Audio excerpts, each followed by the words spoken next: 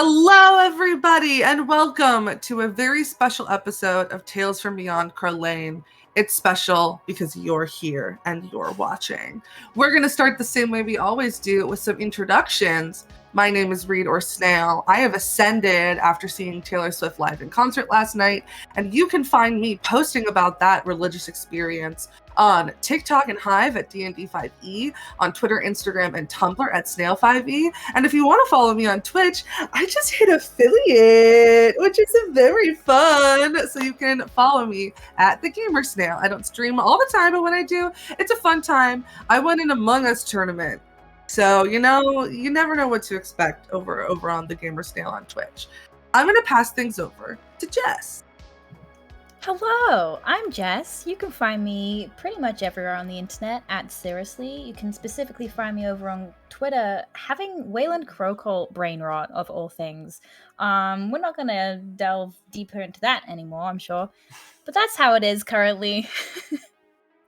Thanks. TT. Hi. Hi, I'm TT. Hi, I'm TT. And you can find me at TT Brett on all the things. And that's all I got today. I'm very tired. Thank you, TT. Passing it over to Diana. Hello, I'm Diana. You can find me most places on the internet at Sapphic Stregonona or just Sapphic Strega. And I'm over here being too much of a lesbian for this Is Wayland Crowcult hot or is he not discourse. Of which I seem to be the only person on the Jesus Christ, what is wrong with you people side. So yeah, that's me. If you're part of the hashtag resistance, fucking tweet at me and let me know, because I'm starting to feel pretty fucking alone here, guys. It's scary. I'm too gay for this, alright? Oh, Crowcolts are hot. It's the law. Thank you, Diana. Passing it over to Mara. Hey everyone, I missed you all so much. It's so good to be back. My name is Mara. You can find me on the internet at College of Lore Dropout or Lore Dropout. I did figure out Twitter is Lore Dropout, and that's the only username I remember for the site. So you're welcome for that. Read my articles. I write them. Okay, I love you. Thanks, Mara. Passing things over to Bree. Hey everyone, my name is Bree. I use she, her pronouns. And I get it. Wayland is kind of a fucking daddy. That is your father. That is your father. Yeah, that's what she just said. That is daddy.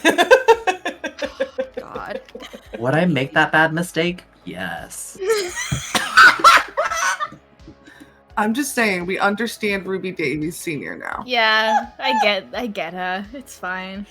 No, we do not.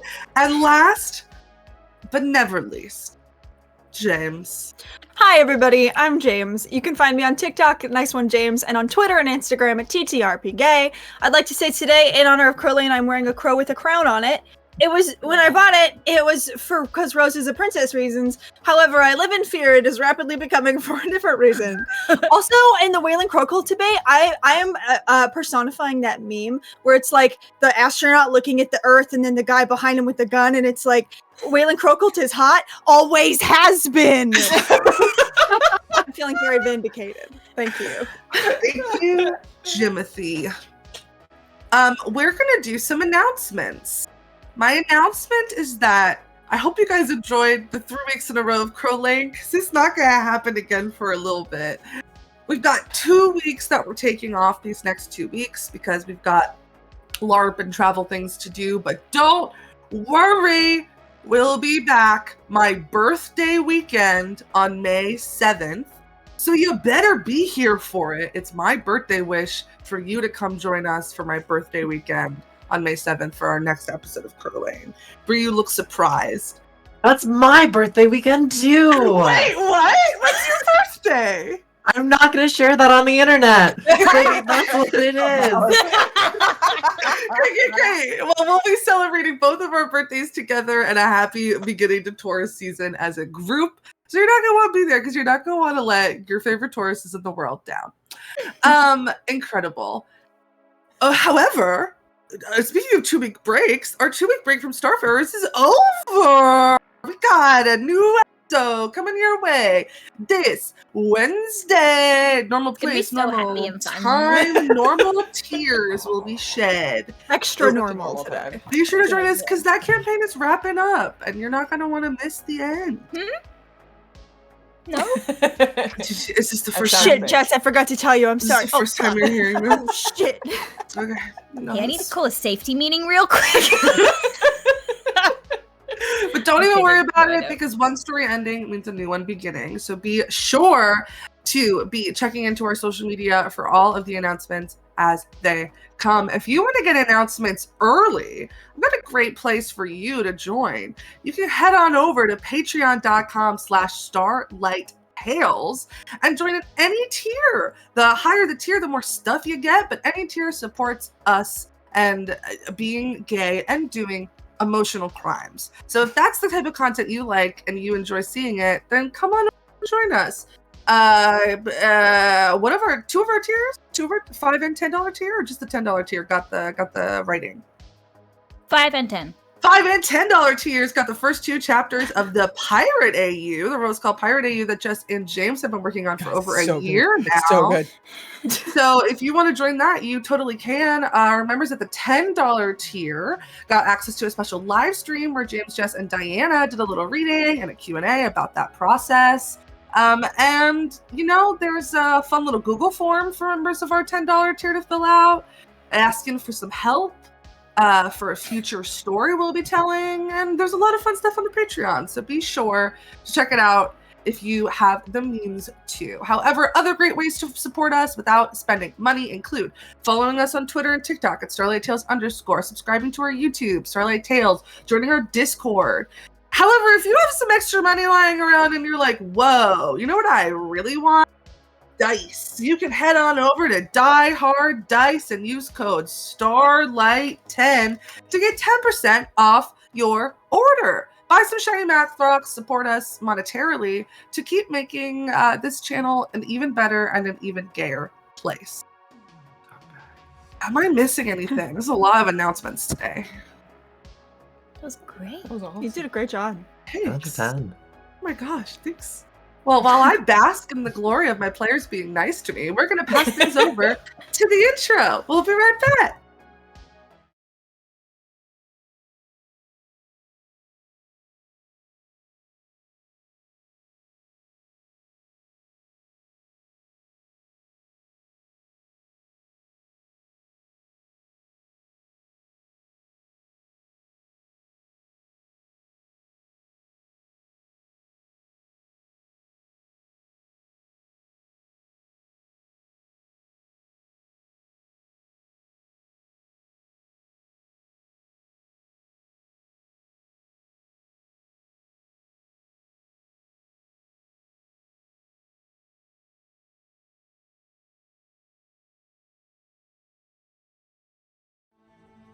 We're back.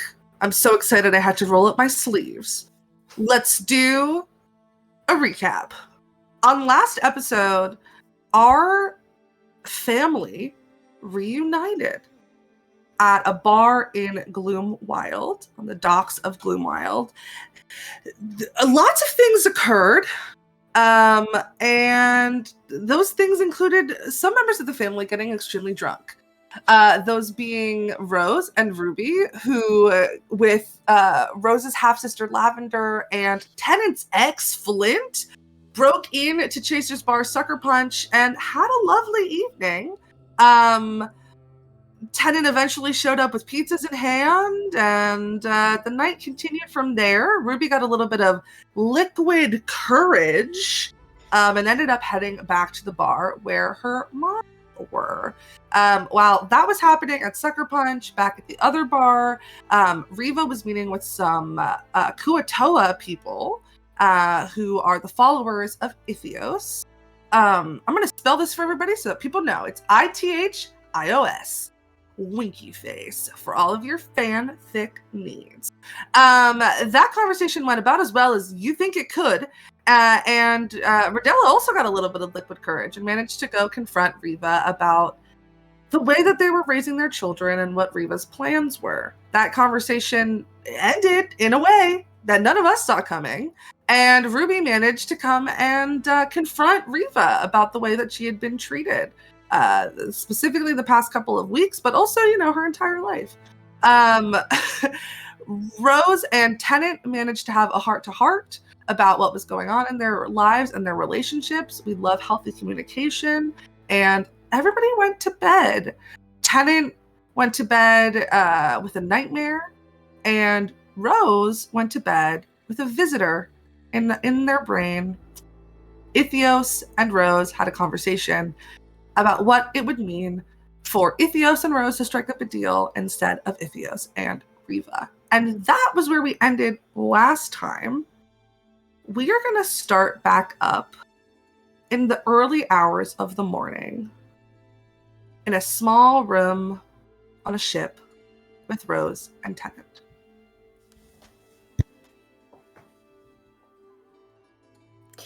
Yup.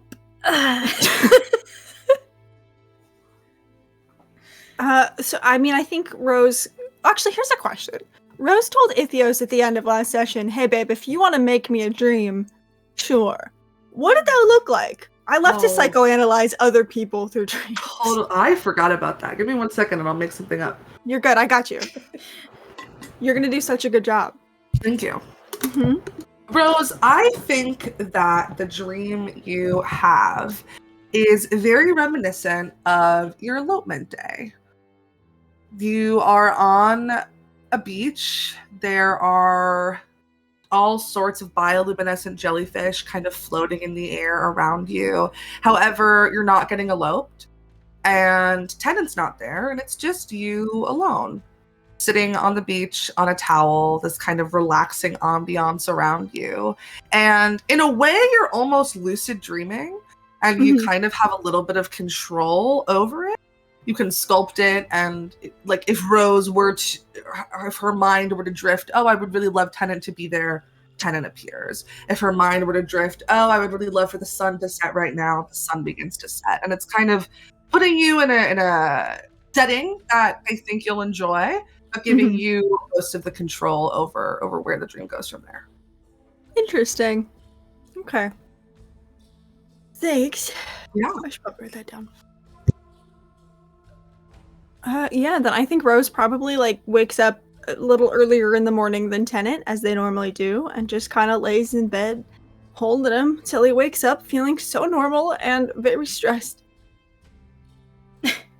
I think what you notice when you wake up is that, oh, hello, Apple Music. What is going on? Sorry. It's Ithios. Adele just started screaming in my ear. I'm in your computer. I think what Rose notices is that Tennant is fast asleep. Sorry, Adele is still screaming at me. Okay. What song is it? I don't know. It was just a lot of ambient noise at the beginning. Sure. I don't know. He's very still, almost a little bit unnaturally stiff, and their skin, which is usually a couple of degrees warmer than yours on the account of tiefling, is kind of cool to the touch. And I think it kind of unlocks a little bit of a long buried memory. And this is something you haven't really seen or felt in many, many years, in that in the years after the ant farm and in the years that Rose and Tennant spent awake all night, either plagued by waking horrors or, nightmares. Something Tennant suffered from fairly frequently was sleep paralysis. And I think you recognize in this moment that it's happening again, and that their breath is coming very, very slow, and that even their pulse feels very, very slow. And they don't look distressed, but it feels wrong on an innate level. Yeah, I think Rose, even half awake, kind of recognizes this muscle memory and will kind of sit up a little bit and use prestidigitation. That's such a fucking hard spell to say. To like warm their palms a little bit and just start like combing through your hair and like running her hands along your cheek and your shoulders and just very quietly murmuring like, it's okay, you're safe. Just try to focus on my voice and try to focus on your breathing, and just kind of continues this very old pattern until he wakes up. I got a nat 20. Oh, that's so gay. Oh, my rose dies. Oh, I gotta go cry actually. Sorry, guys. Yeah, I think after just a couple minutes of you doing this, like, it happens in slow stages, but his skin begins to heat again. His breath comes a little bit more like deeper. His pulse returns to a normal level, and then finally there's this like deep intake of breath, and his eyes flutter open and his hands kind of like hold onto you, and he just like holds your gaze for a minute, and you see his eyes are the last thing to wake up, although they're open. Yeah. It takes a few seconds, and then there's recognition, and he looks at you. Hey, do you want a fun fact because you opened your eyes? Yeah.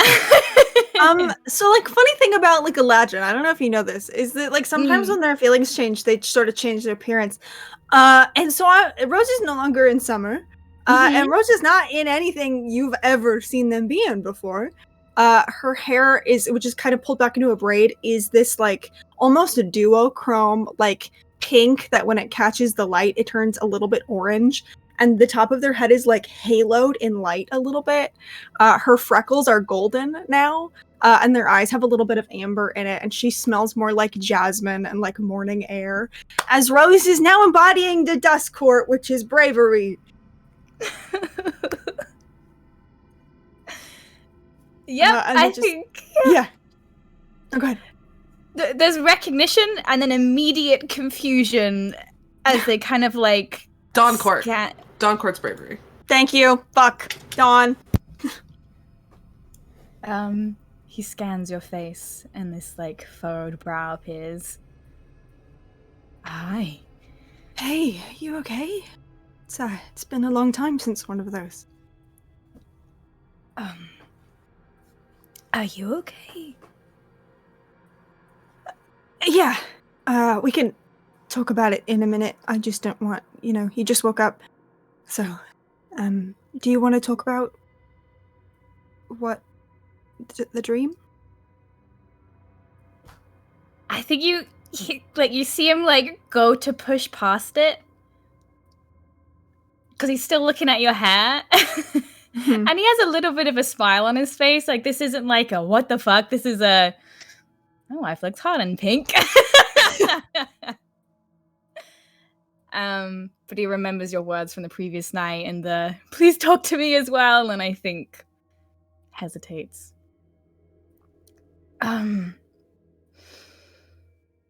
Yeah, such season. First time in a while. Oh, darling. I'm sorry.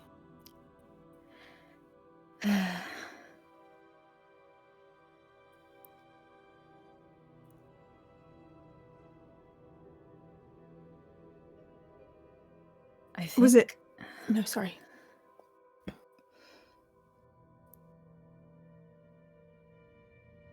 I think sometimes it's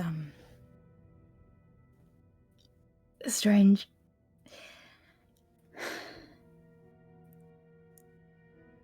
Being one of the few who remembers so much from the war and the Sea Devils and the captain. Ruby was just, a baby. Yeah. And it's weird not having anyone to talk to about it. I could talk to my mom, but I don't. That sounds difficult. I'm sorry.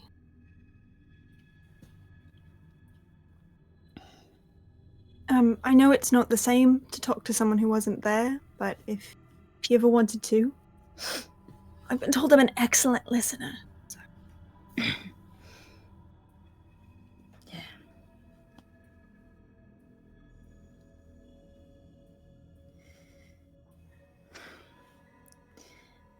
Anyway, why are you pink?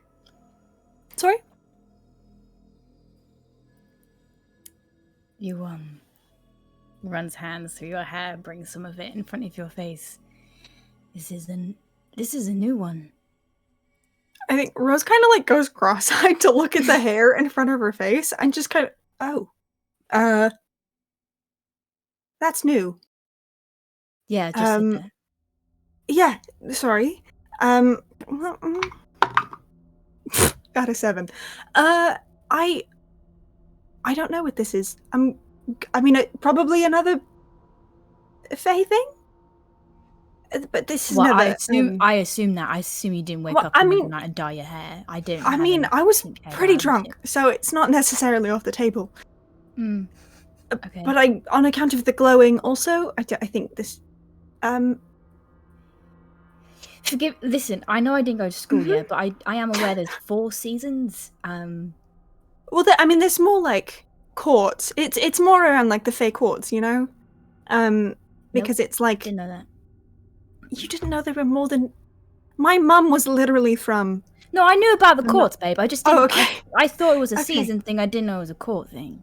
Like mine, I normally am a season thing.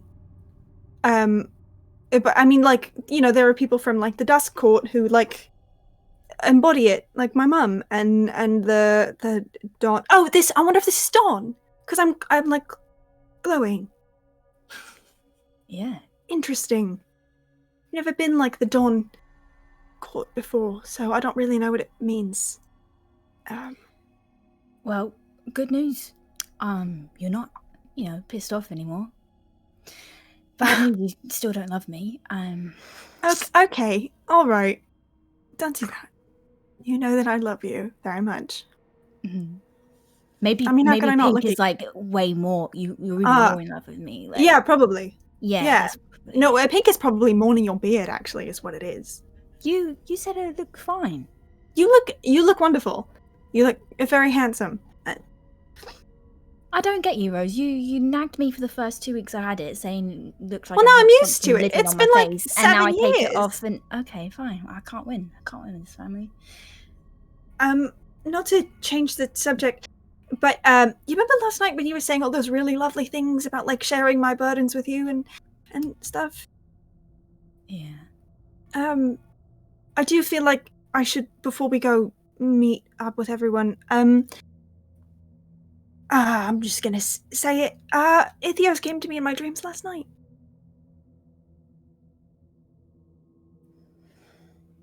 How good a job does Tenet do of masking? Nope, bad. Immediate, like, frown, concern, like anger, but not directed at you, but like, yep, all of the stress and tension returns to their face. Yep. Okay. Yeah. What did he do?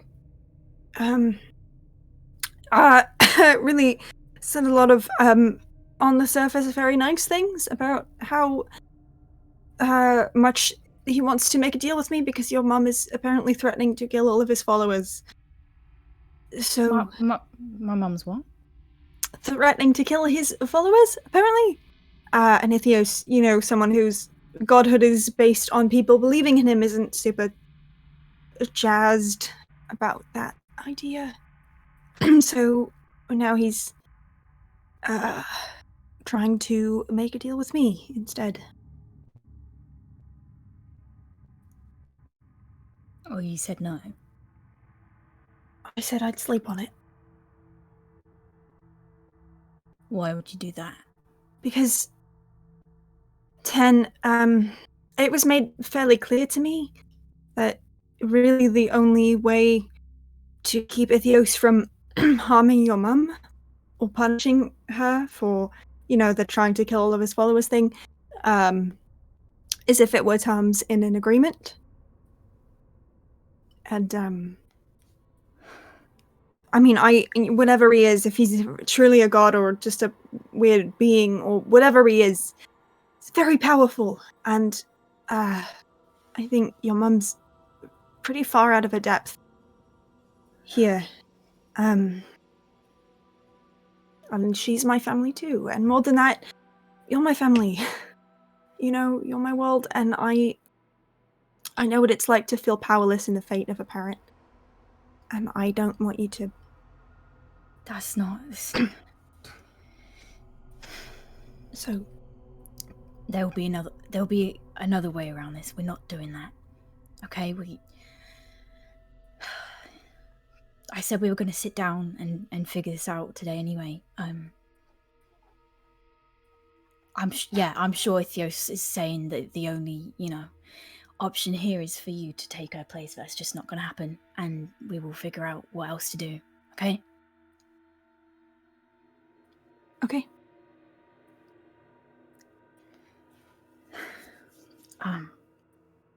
Thank you for telling me. Yeah. Sorry to ruin the good mood.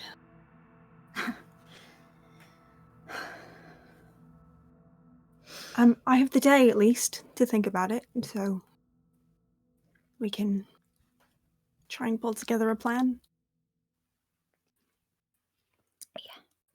Yeah. With that being said, we do have to convince your mum not to kill any of Ithios' followers, or else my influence on that is no longer important.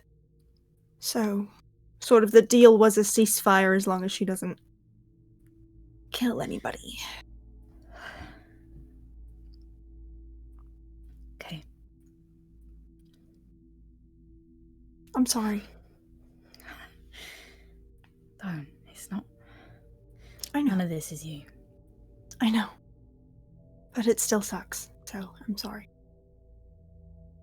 Yeah, I'm sorry too. I love you. Just tries to wipe some of this anger from their expression and just very gently kind of takes your face and kisses you. Kind of leans against your forehead. I'm gonna figure it out, but we'll do it together, okay? Okay. And with the light beginning to stream in through the window on the side of the ship, we're going to shift over to Riva. Good morning. How'd you sleep? You're muted. Okay. So I think that you'd probably find Riva on the balcony of a room on the Siren. On a balcony overlooking the harbor and the ships that are docked. She's wearing a silk robe, lounging on on a lounge chair on the balcony, just overseeing the ships. A warm cup of coffee in one hand, and a peeled orange sitting on a plate in the other. And I think in the morning light, Riva takes a moment. Good morning, Ethios. Are you well? Good morning. I am well. How are you? I am doing well. There's nothing quite like the sun rising over a harbor on these ships. Tell me, can you see what I see? Yes. Do you see on those ships, on their bows, do you see those smudges of red, copper, These dark browns. Do you see them?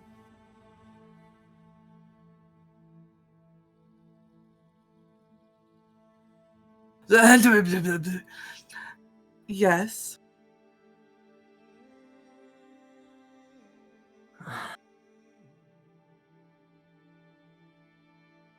Let me tell you a story.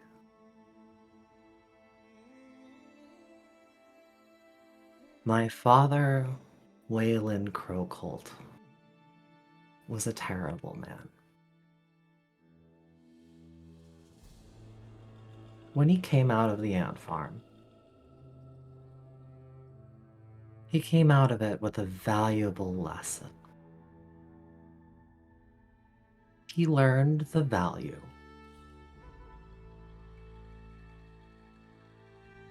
he learned how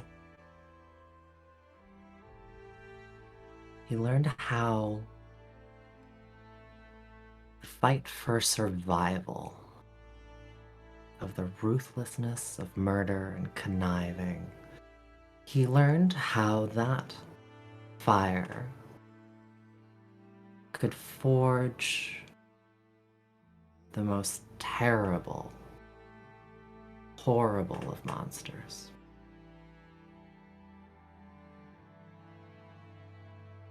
The demon and the sea devil.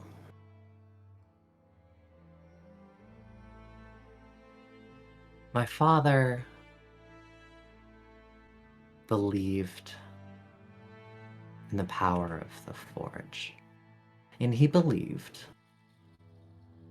that his crew must be ritually culled in order to keep fit.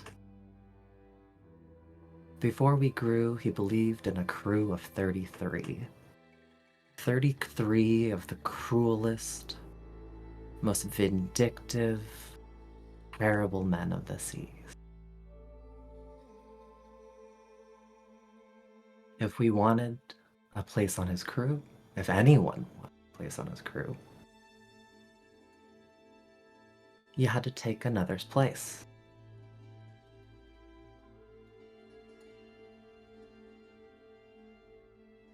My siblings and I were no exception.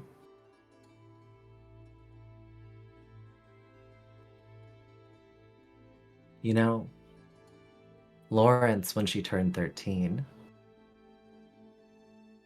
she presented my father with 3 bodies. Said she was worth 3 men.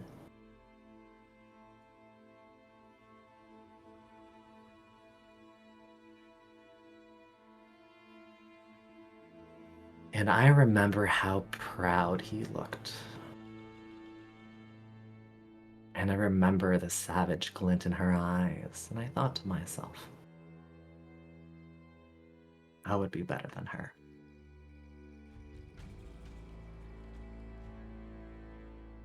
So when I turned 13, that night, at the stroke of midnight, the first thing I did was find one of the other crew members. Old man Brack was a piece of shit, and he had tormented me for all 13 years of my life. So I found him. He had been drinking. So I took a stake and shoved it through his throat.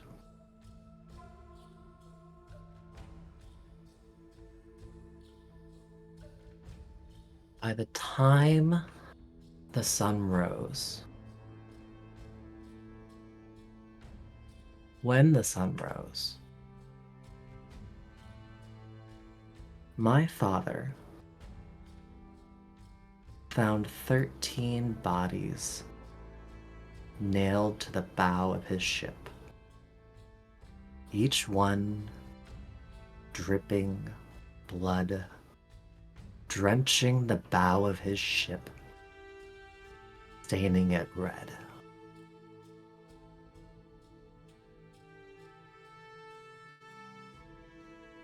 He was so proud.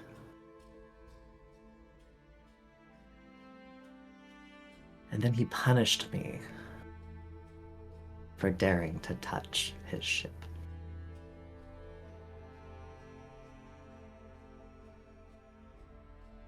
But let me tell you something. My father was a horrible pirate, a dreadful pirate. But it is because of me, to this day, that all captains baptize their bows in blood to ward off the demon. It is today that they tell stories of him. They believe in him. It is because of me that he is no longer a pirate, but the demon, a nightmare.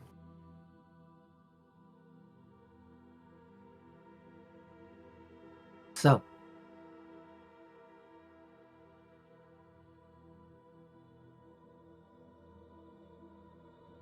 I know what it takes to make others believe in something, to fear something.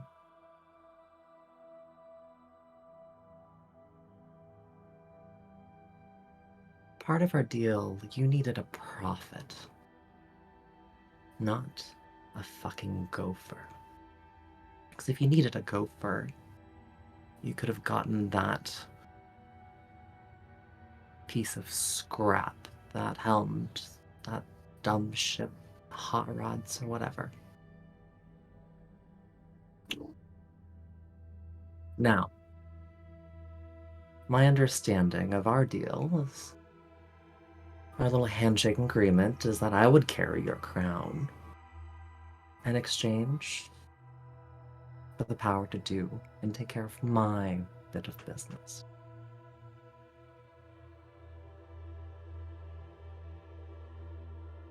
Business relationships are built on mutual respect, a little bit of understanding, a give or take. You must understand this. So, when you get petulant, get snippy, when a captain puts on her simple hat, and you lash out like a petulant child,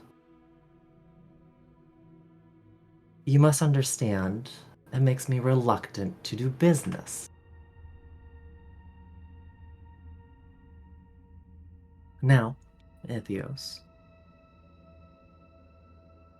I can take that offense, and I will brush that off. But then you have your people, of course, come to me, come to a place of business, a place where, quite frankly, my reputation means quite a big deal, and you have 3 of them show up and quite honestly fail to show some decent courtesy, some decent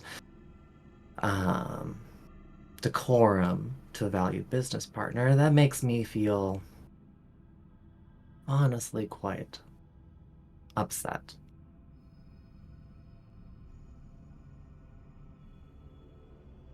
Well, let me say this. I would like to continue doing business, and in a show of good faith, I intend to be in Mercala within the next 3 days.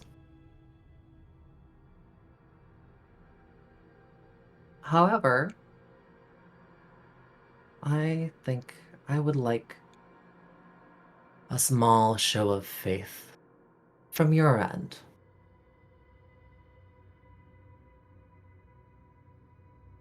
The 3 followers of your, what was it, Propf?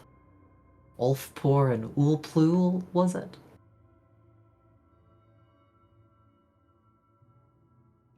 You know, sometimes a little bit of culling can strengthen a flock. If you could have one of them maybe pluck out their own eyes and deliver it to me before I leave, I care not which, but as a show of good faith.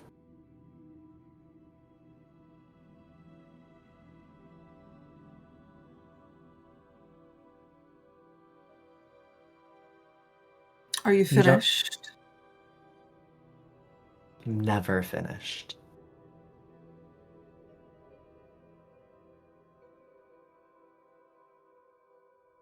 You don't need to respond.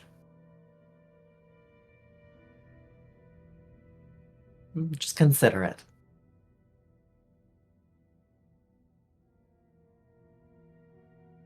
Riva.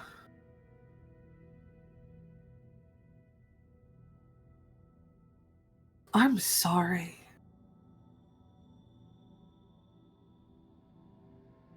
Sounds like your upbringing was difficult. You know, I don't think it was. When you enact violence on a people, when you treat them with cruelty, when you stab them and wound them, it is only a matter of time before they have had enough, and they do those same things to you. Is that not why Wayland fell? Because you had had enough?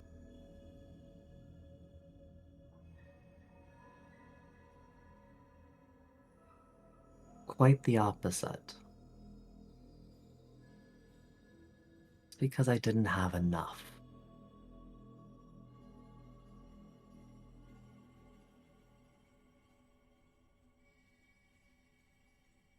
I will not be sacrificing any of my followers. There will be no bloodshed.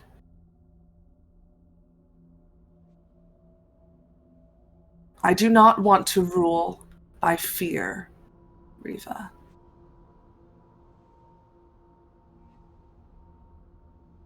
Maybe you should try it sometime.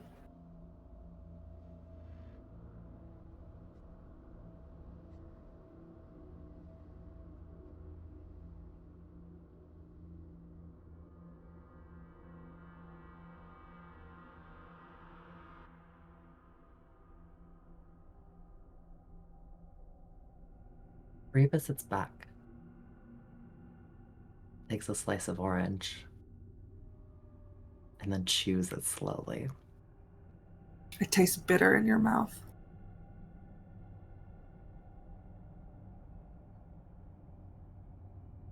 To that, I think Reba smiles. I feel like we're playing a game of chess.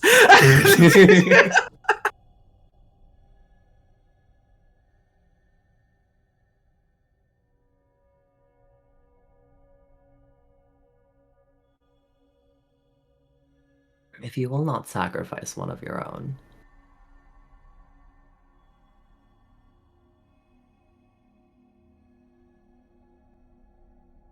then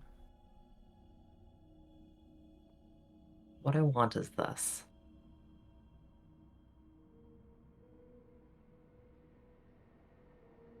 Riva puts on her captain's hat.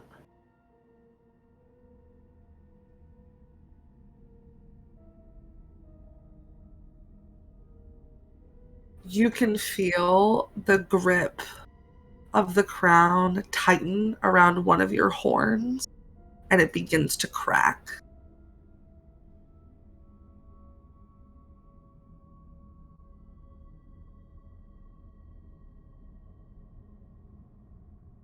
Riva, I think, bites her tongue and leaves the hat on.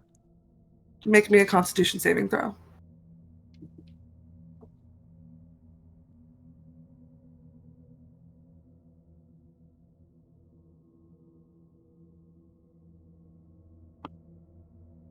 It's gonna be a 14. It's like a headache at first, but like a blinding headache. The type of migraine where you can't have any of the lights on and you have to sit in bed all day with your eyes squinted shut because the darkness that you get from closing your eyes is not dark enough. And then it's like the feeling of losing a tooth. Like it's dangling by a thread, and if you were to push just enough on it, it would fall out very gently, very delicately. You can feel the red heat coming from the top of your head. The warmth of liquid starting to pool. Not irreversible yet. But it's a threat, a nonverbal one. Ah. So when push comes to shove, your sweet, sweet words of love are a lie. I harbor no love for you, Riva Crowcolts. I doubt anybody does.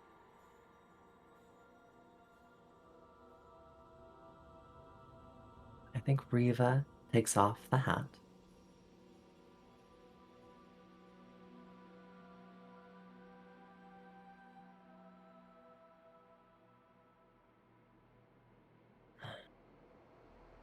As long as I know where we stand.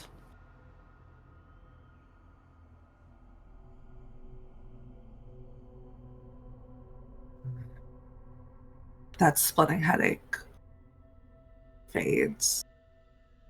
Not as quickly as you felt your life come back into you on the ship. It is slow. It is dragged out. Extended. So that even if you can feel your horn reattaching itself to your head, there is still the reminder in your brain, the phantom pain of what just happened. And that lingers for a few extra moments after the real pain goes away.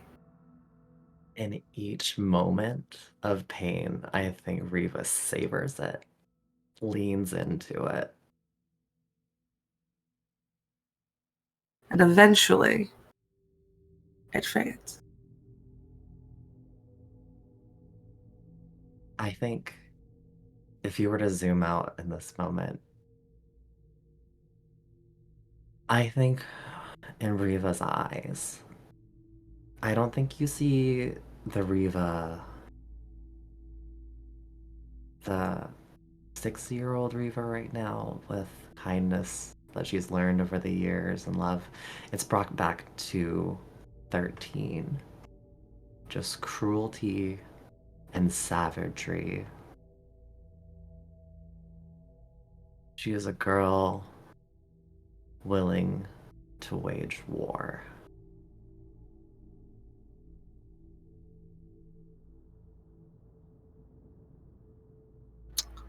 Ruby. Hey, what's up? How can I help you read? Good morning. Good morning! Good morning! Make me a Constitution saving throw. Yeah, that's fair. I'm not. Where the hell am I? I put my dice in my fucking desk like a fool. Okay, what do we have here? Bree, as always, it is a pleasure to play chess with you. Oh, lovely. I'm happy you guys are having fun. I'm shitting my pants over here. That's a 15. A 15. Okay. Yeah. You wake up. There is a glass of water on your bedside table that you're assuming one of your loved ones placed there in the middle of the night. Wonderful. Chug. Yeah. Yeah. Your head doesn't hurt terribly. You don't feel the best, but you don't feel like you got run over by a bus. And you don't feel like you're going to throw up. So those are 2 wins. That's a win. Those sure are some wins. Good morning. Good morning. I think Ruby kind of takes a minute, stretches, shakes out that weird soreness that almost settles into your bones after you come back from like a long night of drinking, and you're like, "Fuck, I really should have not done that, huh?" And then I think it's gonna just like head out onto the deck, see who the fuck else is awake, start making some coffee, because Sure. God, don't we all need it? Nadette did fall asleep on the deck of the ship, phone in hand, blanket lovingly tucked over them by Tennant. Nadette, could you also make me a Constitution saving throw? Absolutely. Oof. It's not great. That's a 8. Nadette, you feel like shit. Yeah. You feel like shit. However, there is one thing that's kind of pulling you out of sleep in this moment, and it is the sound of your girlfriend snoring coming from your hollow transmitter that is placed very gently on the bed next to you. Or not the bed, on the ground next to you. I'm just gonna... But you feel awful. I'm gonna reach over and just like slip the phone up to my face and go, Sam, roll over onto your side. You sleep better that way. Still light snoring coming from the phone. No, just a little bit more. Use a pillow, prop yourself up. Snoring stops. Alright. Love you. Mwah. And I'll hang up the phone. I think Ruby comes out with a couple of cups of coffee and is like, I thought I looked like shit. Okay. Yeah, rub it in. Come on, give me that. Also, you never look like shit. You're the hardest of us. I keep trying to tell you this. It's too early for you to be making fun of me, alright? Not when you look like that. I'm never making fun of you. I'm always here. Okay. I'm pretty sure every other word out of your mouth is you making fun of me. What? Well, if every other, then the other one's you a is tenant. making fun of... no, wait, I did it wrong. Then you is true, look is making fun of, and hot is true. Got you there. Hot. You. If every other word is a... You know what I mean? Drink your coffee. You need Yeah. it. What's going on today? That's a great fucking question. Why are you here, by the way? Ruby, you think What? you and Mother could just run across the galaxy and I'm not gonna stick my nose in that business and come after you? It's like you don't even know me. That's fair, I guess. Oh, You know, don't you have things to bake? An adorable little house to tend to, all that? I'm not allowed to touch the oven, actually. I'm just saying, you're too old to still be running after me. Please, and you're way too old to be running off then.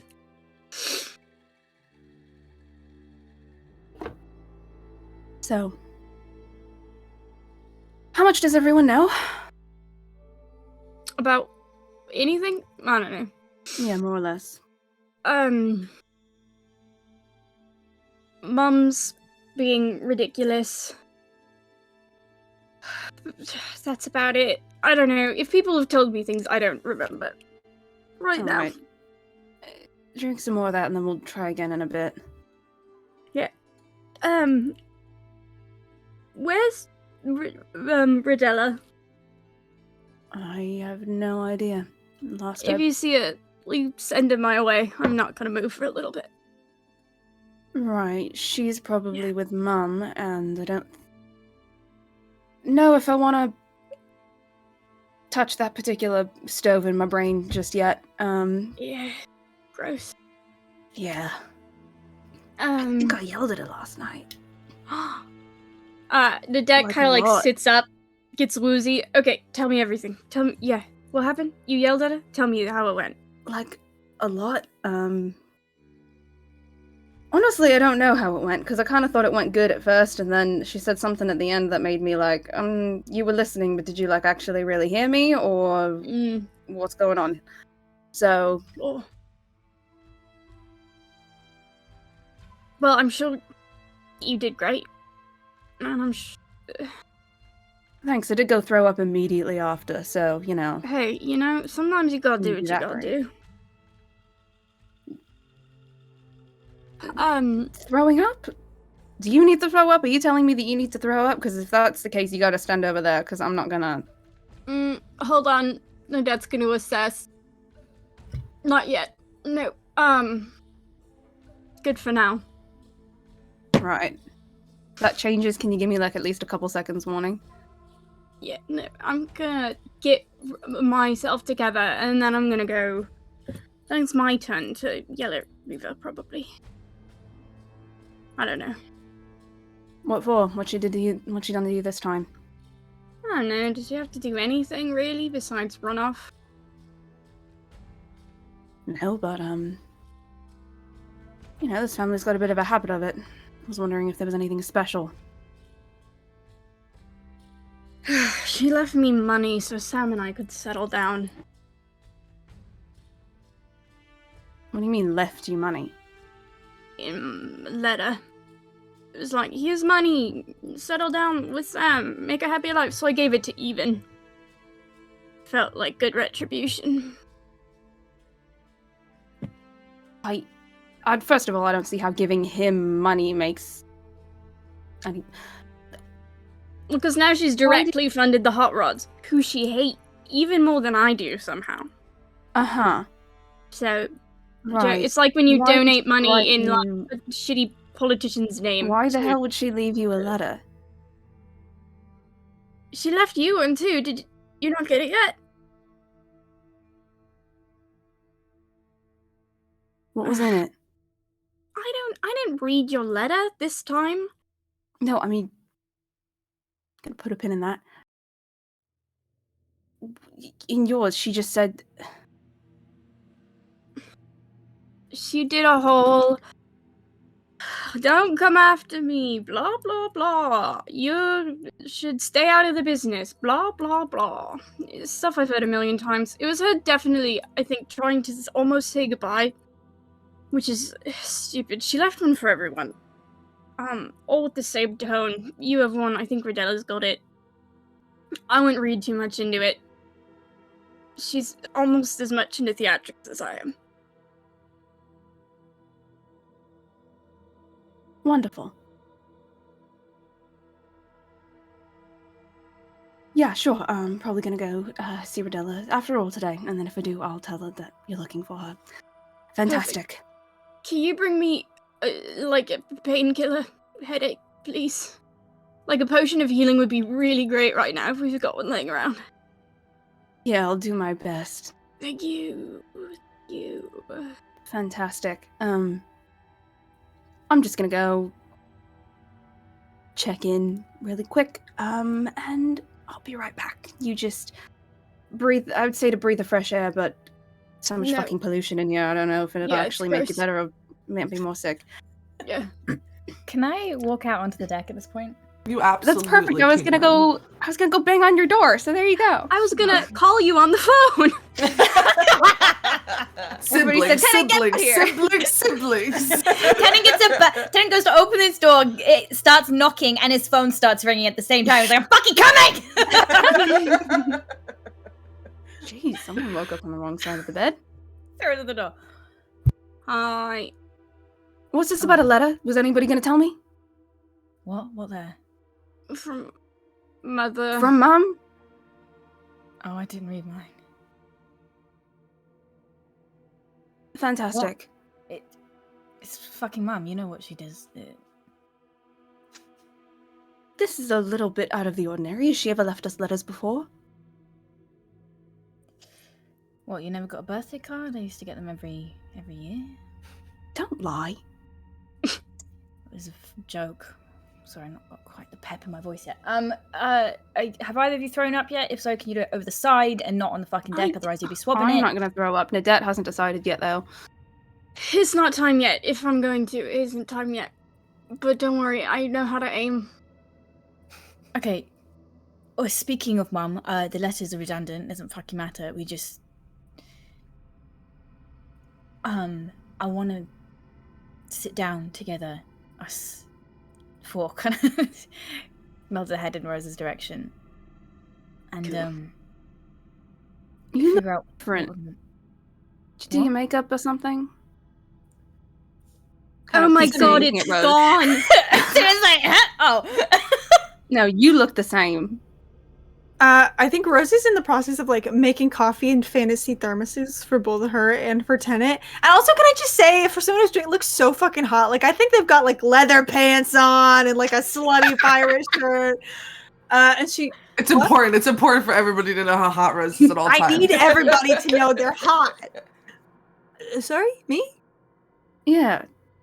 I mean, your outfit's different, but like... Yeah, Oh, I changed. My hair is not usually pink. I don't think Why that's aren't- it. And takes a long sip of coffee. I'm in immense pain right now, Rose. What's your secret? I cast a very high level spell on myself when I was drunk. Me, please, please. No, we're gonna need all the magic we can today. I We're mean, just gonna I have could to probably stop You're do gonna it. need all the brain you can, too. Oh, well, let me know Yeah, when you so we're have not a gonna brain, need yes? you, are we? Oh, alright, shut up. As I was Right. saying, we need to figure out what the fuck we're doing with our parents. Yeah, I think actually we should maybe like lock them in a box until we've got all this figured out. That's be fun. honestly, it's one of the fucking options I have. Fantastic. Okay. Yeah.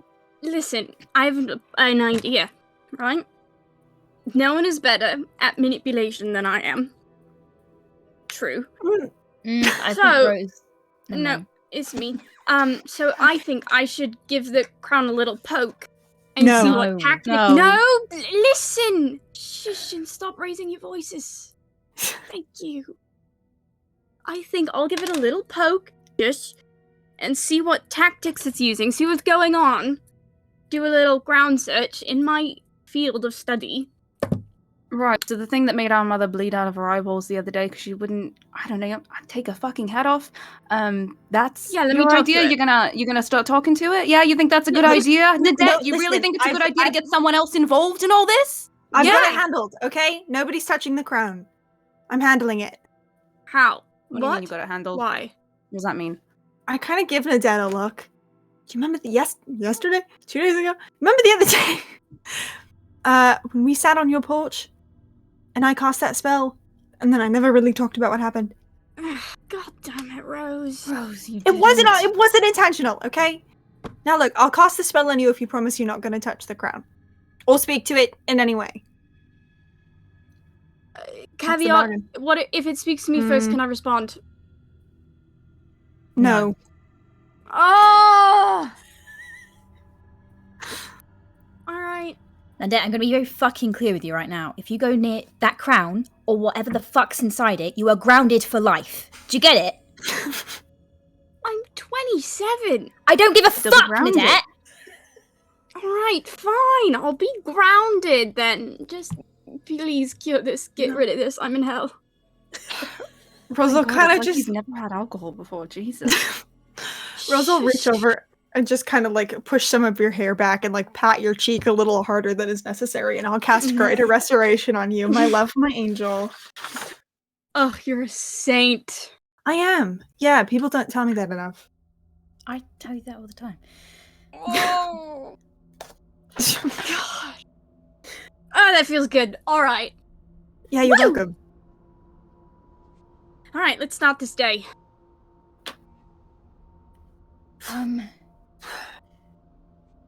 Yeah, everyone go get breakfast. Reconvene in, I don't know, fucking an hour or something, but just us, okay? I'm not... We need to handle this by ourselves. And I don't know what that looks like yet. But she's fully losing it. And she's going to bring all of us down with her. And I don't think Redella's gonna do a fucking thing.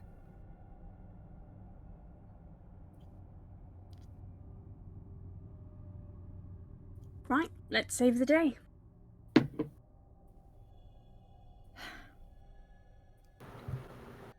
And I will really quickly, as Tenant is being super intense, pull out my little holo transmitter, and just text Rodella. Just the letter emoji followed by a question mark, followed by a WTF. Speaking of Rodella, hi TT. Hi guys. Could you do me a favor and could you go ahead and roll me a Constitution saving throw? Oh fuck. Okay. You got pretty drunk last night. If Riva gives Rodella a little bit of I don't know, physical comfort, could we get advantage on that? Yes, you can have advantage from being cuddled by your hot wife. Also, can I make a case that as a paladin, Rodella is immune to poison and therefore cannot really get that drunk? It's up to TT. Just Because saying. Rodella was pretty drunk. You said Constitution? Well, I rolled so shit on both of those. What's the total? It's 13. You just have a headache. Not bad. Yeah, it could be worse. You wake up with a headache. Okay. Worse things have happened to you. Yeah, you wake up. at least I'm not losing a horn. Well, But you did lose a leg. Hey! it's not my fault. Okay, I didn't do that one. That was you fuckers. Oh my god. Okay. You do wake up and Riva is not in bed. Yeah. But you do wake up to your phone buzzing. Okay. Yeah, I think Rodella kind of instinctually reaches over to where, kind of groggily wakes up and it like instinctually reaches over to where Riva's supposed to be and realizes that they're not there and jerks up into a sitting position and like whips her head around. Ow. And looks over and I'm sure I can like see. Yeah, okay. Sees that she's sitting outside, chilling in a robe with some coffee. Nothing out of the ordinary. Looks totally fine, I'm sure. And just kind of like relaxes. And then feels the phone buzzing and pulls it out and sees Ruby's text. And just kind of... Riva, love. And I think you'll see like Riva get up out of like the lounge chair on the balcony and I don't know, a little bit of I think she's gonna look over to you and I think the front of her robe will come undone and you get just a full frontal nude as she like approaches you. Good morning. Crown glittering in the sun. Okay. As I am very distracted, question: is there blood all over Riva? Because that sure was happening a minute ago. No? Nope. Okay. Okay, then it's a great view. I think Rodella, who had the phone up and was like about to say, I'm gonna head out for the day and find our children, gets a little distracted. And I think the morning maybe goes a little bit longer than intended. But after. Yeah, you do. There is a knock on the door after some time. Okay. Rodella sits up very suddenly. Oh God, okay. Throws a blanket over Riva and kind of scrambles you guys up. can finish your coitus before you're interrupted. Scrambles up, pulling on some pants. I say we're at like the post-sex cigarette by the time someone comes and knocks on the door. It's 4 hours later.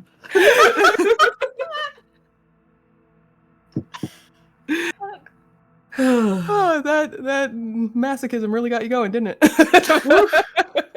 Woof. So, you can hear Ward from the other side go, hello? okay. What? 1 minute. 1 minute, and Rodella's like frantically looking around and like throwing on clothes. Just kind of like throws on some trousers and like a loose shirt. And then opens the door. Morning. Morning. Morning. Hi. Hello. Hi. Kind of like closes the door a little bit more as Riva's getting dressed in the background. Yeah. Did you sleep all right? Like a rock. Great. Good. I have to talk to Riva. Got it. Well, I'm going to, and calls over her shoulder to Riva, like, I'm gonna check on the kids. No, you can stay. It's not like a private. We're I don't want to kick you out. No, it's okay. I was gonna look for them anyway. I think you should stay, Rodella. Would you stay? I think Rodella, like, looks over her shoulder and gives you kind of a, not necessarily a warning look, but a slightly challenging look. Are you being sincere? Like, do you just not want to be alone with Ward in this moment? Or is this like a... Rodella, I think you should be here and listen to what we're talking and listen to our plans. It was wrong of me to not include you.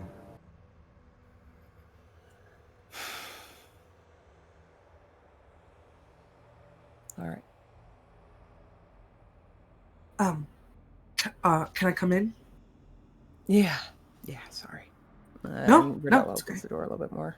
Lets you in.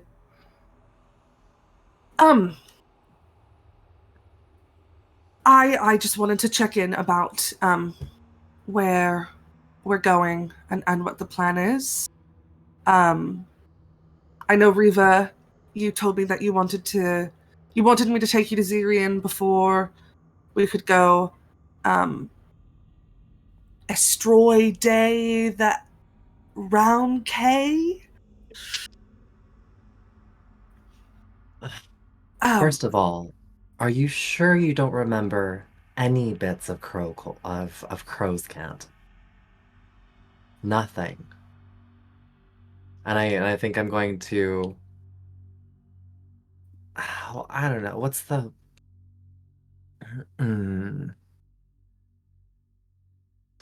I think I'm going to go through the first phrase that I think we taught like our kids in Crow's Cant, or the first phrase that we were ever taught, which is, I'm going to kill them.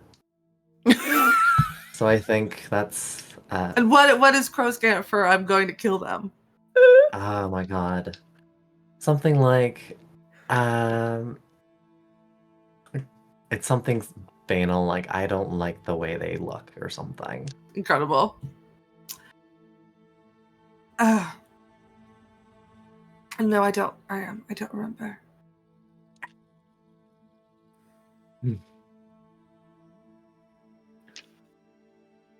Okay.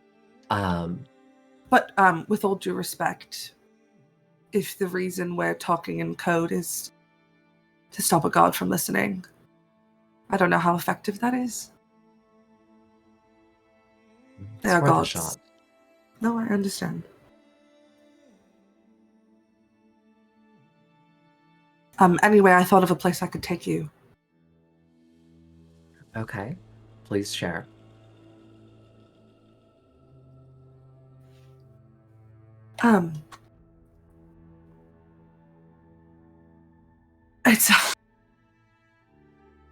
It's kind of stupid, but there's this place, on Mornia, which is a few planets the other direction, where Zirian's divinity is the most concentrated it is in the whole galaxy. Now, I don't know if you'll be able to have a conversation with him, but if there's any chance, it'll be there. It's in the Shrouded Alps.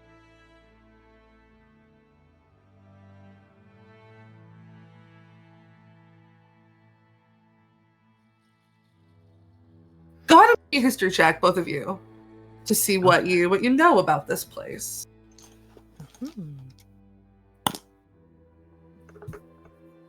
Oh, it's gonna be a 26. 26. That's a 17 plus 6? 23? 23. Great. So the both of you would know, first of all, the Shrouded Alps is the tallest mountain range in the galaxy. And there's a lot of like rumor and speculation surrounding it. That like deep in the heart of this mountain range is this like really, really old, ancient remnant of a piece of like Castellan power and power of the Castellan gods. If not that, then ancient ruins or some sort of piece of this ancient civilization that was around before the Shattering. However, people are often not able to go and come back to tell the tale of what they find there. There is a group of people who like live around this mountain range and kind of are serving the land there, who are not very helpful to travelers. People will come and ask them, for directions, and they'll just kind of laugh in their face and be like, yeah, good luck, buddy, figure it out yourself. And people don't often figure it out. I think that the tales that you have heard are of hikes in really, really dangerous conditions, and of people coming back injured and beaten and battered with nothing to show for the journey that they've been on. But if what Ward's saying is true and they can guide you there is the possibility of this highly concentrated piece of divinity at the heart of it. This is not the first you've heard of this rumor. It is the first you've heard someone speak of it as fact. But it's not something that she's making up, and it's not something that you've never heard before. It's just you've never heard somebody successfully make it to the heart of this mountain range.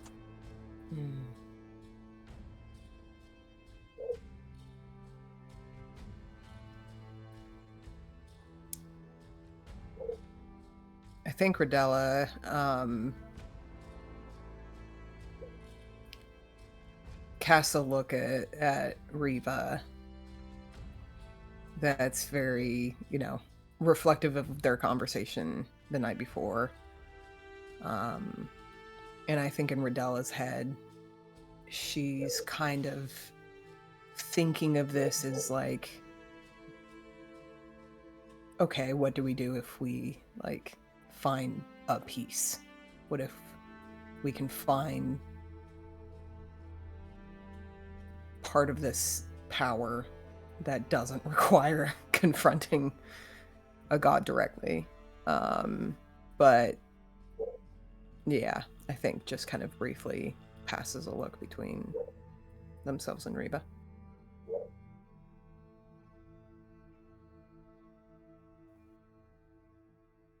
Thank you for sharing with me your thoughts and this option. I think you should both know that I believe that the business relationship between me and Ithios has started to fray. They have asked me to get to Mark Hollow within the next 7 days.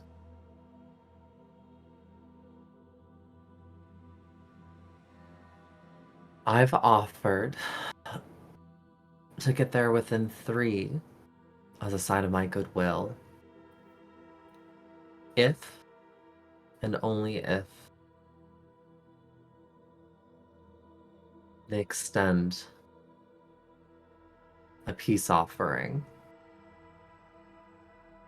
But I have reason to believe that they will not be amenable. Hey, quick question. I don't think Ward knew that you were working with the Crown. Oh.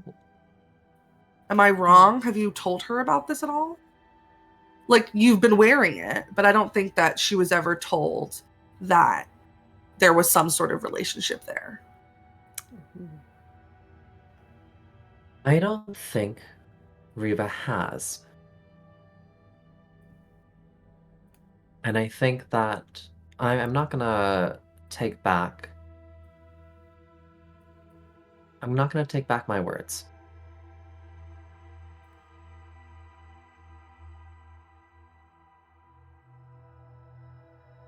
Does Ward react? It's just, there's a little bit of shock, confusion. And if you look deep enough, actually make me an insight check, Riva. I can't remember how much of this Rodella knows, aside from just the bits and pieces she's heard from like the kids, and I can't remember how much we talked about it. I don't think we've talked about it much either. Surprise! 29 on insight.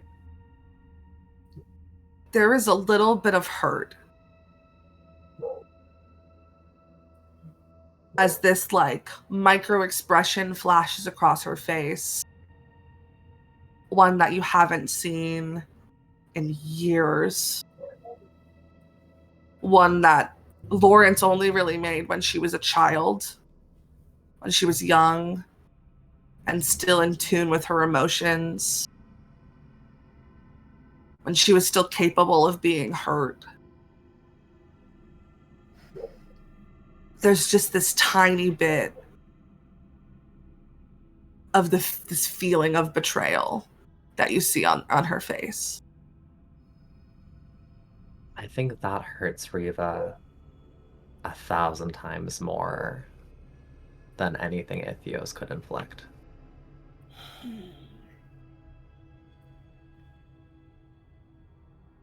I think as the two are kind of exchanging these looks, Rodella's been staring at Riva the whole time and says, because pretty much what Riva or Rodella has gathered from all of this is that, you know, she knows that the crown has had influence. She knows that something has been going on. And I wish I could remember what happened in previous episodes, but I think has like probably a general knowledge, but I don't think knew this thing's name, didn't know that this was like an actual being that Riva was interacting with. And I think Rodella just says, how do you know this relationship is fraying? What's going on in your head, Riva?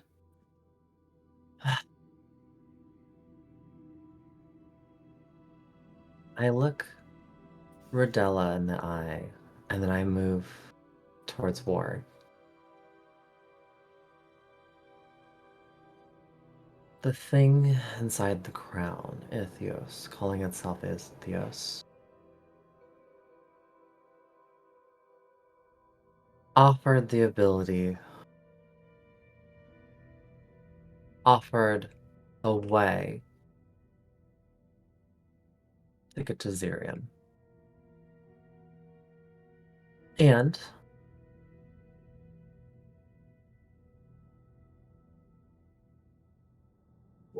unfortunately, it has begun to act a little bit irrationally.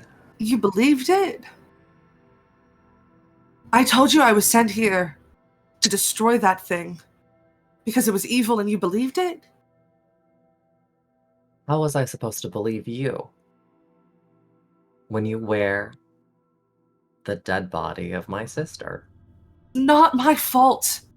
It is not your fault, but it is certainly the fault of your messenger, of the person who sent the message.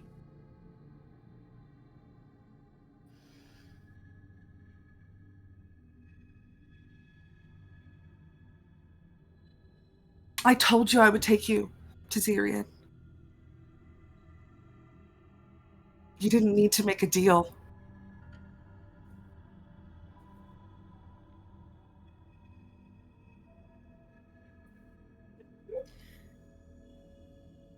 Lawrence. What? Don't call me that. Ward. Our apologies. Gives you a glance of like, I'm not taking shit from you. Looks back at Rodella.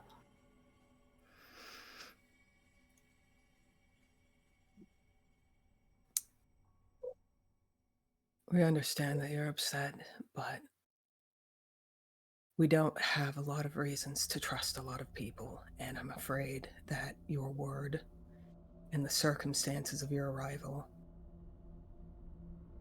were not conducive to us trusting. Listen, I know. I fucked up. I snuck in. I lied. And I can apologize for that 1,000,000 times. I have, and I will continue to do so. It was wrong of me. I shouldn't have done that.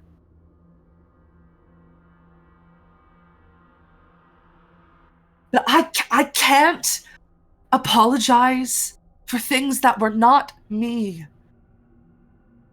Whatever this body did, whoever this body was, that is not me, and you cannot hold me accountable for the things that they did. That is not fair.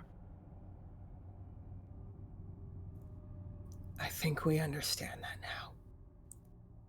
But it doesn't take away from the fact that Zirian sent you, and that feels very ominous.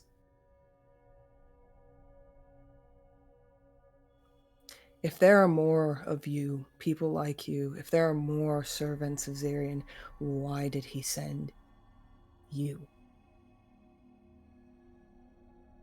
Do you know? I tell you. What proof have you given me that you are trustworthy people? We're not. I've learned that the hard way, haven't I? Good luck with whatever the fuck you're doing. She walks out.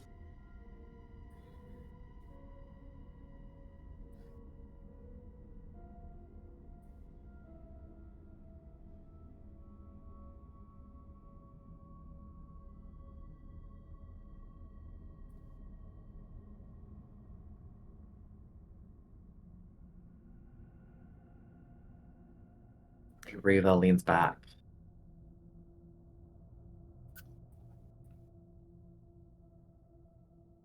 What's that thing been doing to you?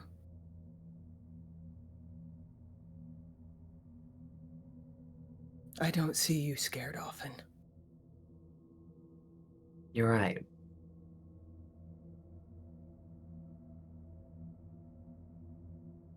It's been offering power to get back at this thing, to get back at Zirian.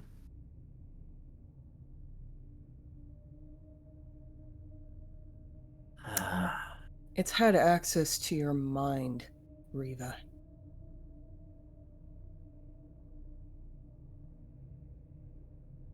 I know you think it's a steel trap.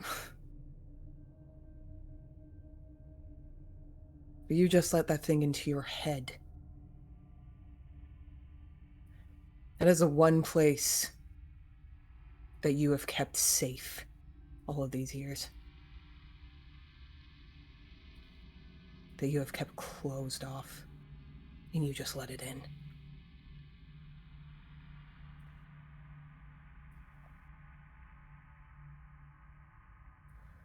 I am so angry at you.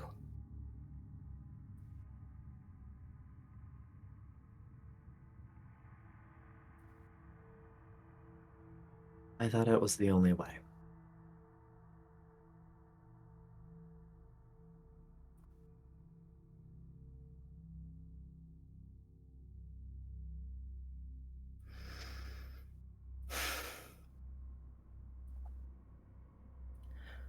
I'm going to go check on our kids. And we are going to figure out what to do next.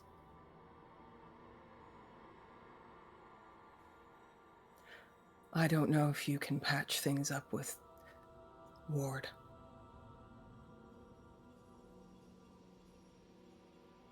go find them. We need options. Because we are floundering.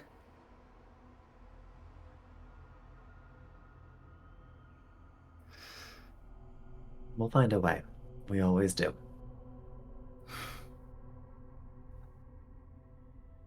Yeah.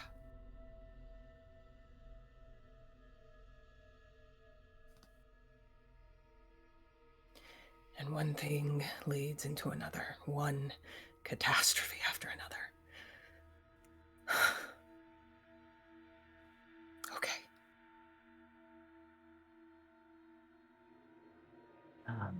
It's the life of a Crowcolt. You signed up for it.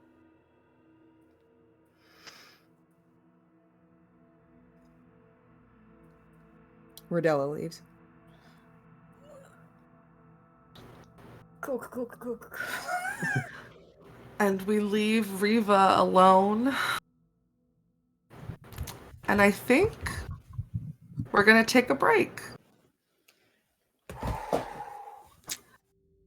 Don't change that Twitch channel. We'll be back in like 10-ish minutes. See you then.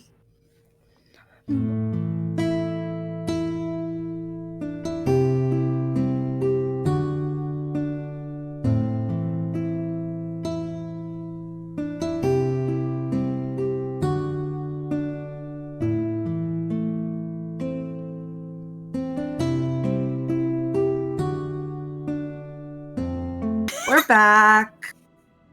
Riva alone, as Rodella and Ward have both stormed off in anger and frustration. Let's check back in on the kids. Yeah. I mean, we kind of 1, 2, 3 out. I don't know what direction we're kind of going in. I think Tennant just kind of suggested we get breakfast and then reconvene in a little while. Yeah, I think Ruby will be like, all right, I'm going to go see what passes for pastries on this planet. So if anybody wants anything. I miss Sam now. Why'd you say pastries? Oh. Am I not allowed to say any word related to your girlfriend? Are you going to get sad? Is that it? Yeah, I think so. Right. Okay. Just don't speak. How about that? No, it's fine. It's fine. I'm gonna go find Mum because I have not spoken to her yet. So that's my plan. But I'll meet you up for breakfast after. Yeah, I'm gonna head to the Sinful Siren too. Kind of like glances at Rose.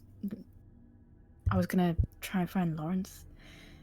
Amicia, can you get my canteen back? Your what? She was like was actually thrown up, and it was getting rather ridiculous, and they don't have any water, the siren, so I gave up my... But that would be weird, because I don't know her. So I can't just, like, ask for it back. It's yours. Yeah, but you're gonna be there. I know, You but... say, hey, Ruby asked me to get my canteen back, can I have it? But that's not why I'm gonna go talk to her. Do you want So you me can to talk to go her about with whatever, you and then you do it specifically after, to ask Tennant? her for the canteen? Yeah, that's fine. Fine, you don't want to get my fucking stuff back. It's fine, I don't care. It's not It's just that not big a a list deal. of my priorities, alright, Ruby? Alright, fine. Would you get me a donut, please? Yeah, you want sprinkles? Yeah. Alright. But not the rainbow ones. Oh my god, fine. Okay. If you want this conversation to be nice, don't call her Lauren. She gets touchy about it. What do I call her then? Ward. Great,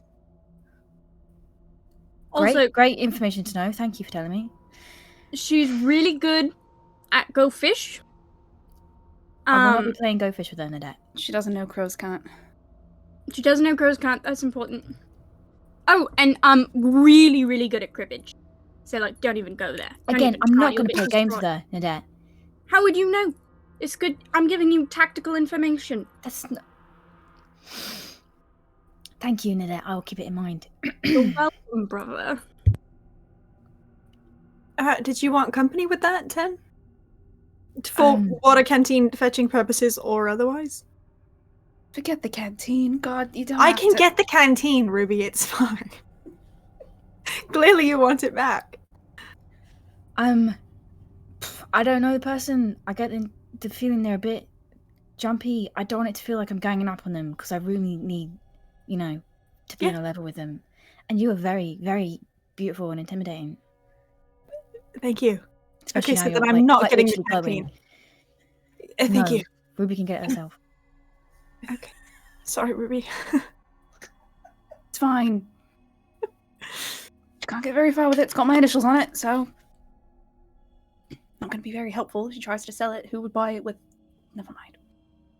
I don't think she's gonna sell it. I just want it back, all right? I usually don't give people my stuff, but then I was really drunk and I left without it, so, Uh-huh. If I can work it into a conversation, Ruby, I'll see what I can do, but no promises. Thank you. If you can work, by the way, never mind. I'm not doing this again. I gave you the script of what to say because I know that that's like helpful for you sometimes when you're like ordering fast food. You gotta like know what you're gonna say. It doesn't. Okay. I don't know, Ruby. I might not be able to hold it in my brain when I'm looking at the face of my dead fucking aunt. Do you want me to text it to you so then you can hold it up? Yeah, that would be helpful. I pull out the holotransmitter and I text Tenet. Also, sorry to bother you. Could I trouble you to give back my sister's canteen? She really wants it back. say Looking trouble. over the I shoulder, wouldn't say you've softened it trouble way words. too much. That doesn't sound anything like Okay, him. I'm sorry. Does someone else want to write it? I just said That's what I'll I get it thought. myself Okay. another time. It's fine. It I really. can do this. I actually am quite good at talking to people sometimes.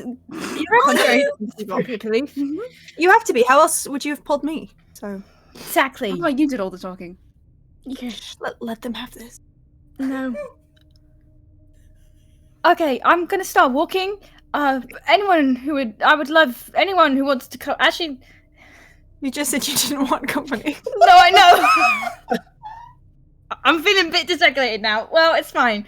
I love you. You look great today. Brains in the beard, and now it's gone, and he's got nothing up there. You shut look up. great in those pants. You look great. You look hot. Thank you. You're welcome. Happy to help. You are genuinely welcome to come. I just, I will be just stepping off to the side to have this conversation, if that's all right. But I will. Yeah. I mean, I don't want you to. I'm gonna go do something else. Are you sure? I don't want you to feel. It's okay. It's okay. I don't want a I'm gonna divorce. die, not I really wallow in don't the want a awkwardness. divorce. just so I don't you know. want my beauty What? and intimidating nature to hinder your mission. So Okay, fine. I'll go find Lavender and we'll go to the Academy of Wicked Arts or something. Oh, okay. Yeah. What? No, that's actually a good idea. Well, don't sound surprised. Okay. I wasn't. This is how I sound sometimes. Right, 2 hours. Can we reconvene at somewhere here? Yep. I'm gonna. I think we can manage. Okay. Do we just want to meet here on the ship? Yeah. Okay. Great. Good work, team. Good That work, was really everybody. smooth. Proud of us. Right. We'll get this sorted in no time. I have a headache. Mm. Bye. My darling, love you. I send the text anyway, just to be safe. Cannot handle these guys. The next such generation. fucked up little guys. These are the chuckle fucks where every individual one of them thinks, yeah, I could run this business, no problem. They're so fucked up, and I love would them die for any so one of them. dearly. Okay, so Tenet is going to the Civil Siren, but Nadette was going to go talk to Rodella, who's also we're at both. We're both. so they're walking. both going I was going to Great. talk to Riva. Oh, I mean, also still at the Civil Wrong Siren. mom. So, So two of you walking together, you do come across kind of halfway through your walk, Ward, who is kind of sitting at the docks, feet dangling off the edge into the astral sea, who's just like oh shit. sitting and staring. Okay. Do you want me to ask about the canteen before I go? No. I can do it. No, I've got a text and everything. It's fine. Okay. Just Um, don't sound so like wooden, because sometimes when you read my scripts growing up, you always sound really bored. You like really put some oomph into it, right? Why would I do that, Nadette? All right, just go talk to her. I'm not doing a fucking tap dance in front of her. I'm talking to her about potentially, you know, I didn't say corroborating tap against dance. our own. When did I say tap dance, Tenant? Point to me when I said tap dance. Fucking hell, what does wooden even mean, Nadette? I don't know what that means. Stiff! That doesn't make any sense. How can I sound stiff? God, just go. Just go. I'm done with this. Go. Be free, young one. God. Okay. Yeah, I'm gonna start walking up the dock, but I'm gonna, like, I think Tennant tries to make his footfalls, like, sound in the deck so it doesn't sound like he's creeping up on her, but, like, doesn't know how to do that in a subtle way, so kind of just, like, clumps. Make me an insight check. Okay. Nat 20! Great. You can see before she whips her head around, kind of the quick wiping of tears on the face before she kind of starts to turn around, but probably makes eye contact before. Hiya. Hi. It's fuck, this is weird. It's Ward, isn't it? Yep. Your tenant? Yes, that is me. Yeah. Your Ruby's brother? Yes. Great. I have a canteen. She let me borrow it last night, and I've been trying to find her to give it back to her. Yes. Would you? Yep. Can you Great. take it to her? Or do you want me to give it back to her like another No, time? I can. Yeah, I can take it. Yep. Okay. We'll like reach into her bag and pull out the canteen and hand it to you. Great. We'll like pocket it and then just stand there. Sorry. Did you need something? Are you busy? No, I'm just brooding. Right. Yeah. You're welcome to brood with me. It's not really something I do. Okay. He won't like gingerly go and like sit on the edge of the dock anyway, though. Kind of just. It's helpful because it means he doesn't have to look at her, so we'll just sit next to her. You alright? You look like you've been crying. You don't have to ask that, but thank you. Well, I wasn't doing it because I had to.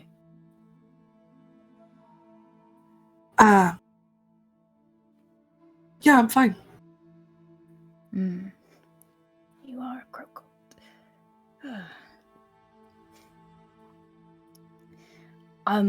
I was looking for you. Yeah? Well, one, we haven't really met properly. So hi. Hi.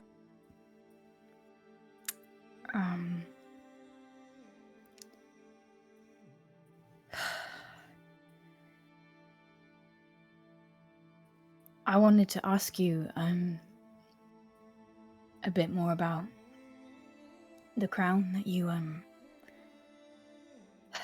came for. Why, do you want to make a deal with it too? Huh. Fuck. Yeah, no. It's a problem, innit? Yeah. Do you know, like, what it does? Why it's... Like, I have a pretty good idea, but why it's so bad?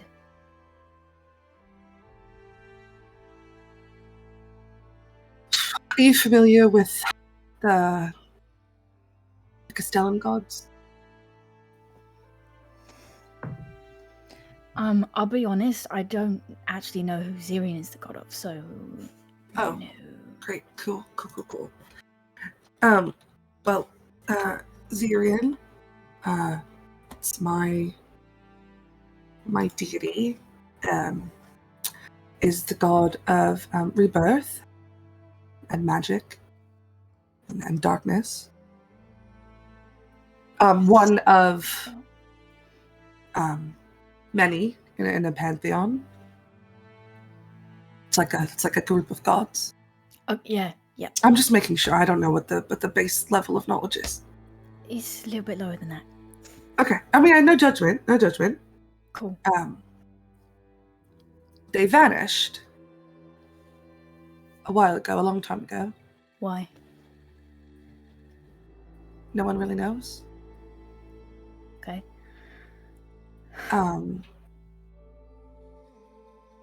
There are stories that are told of,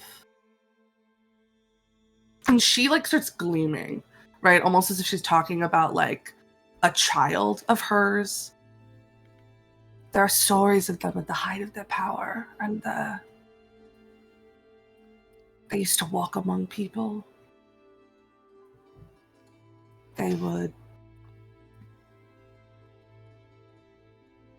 do everyday things as well as great acts of great power and magic.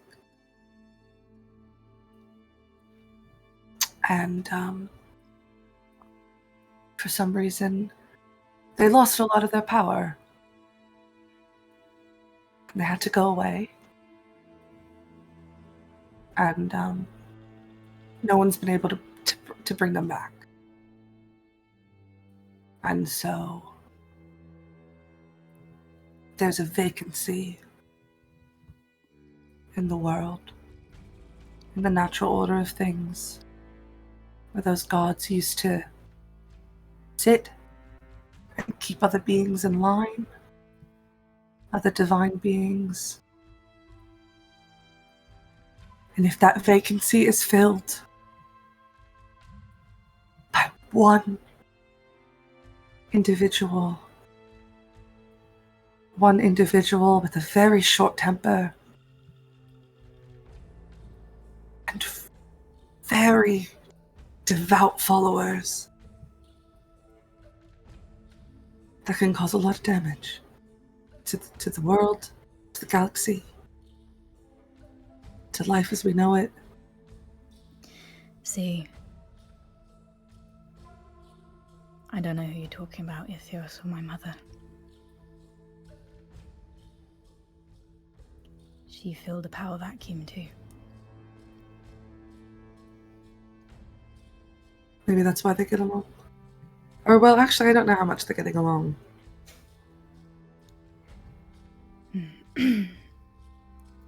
You're Zirian. Does he... If he's not here anymore, does he even have the power to stop this, whatever is in this crown? Well, while they don't have all the power that she used to,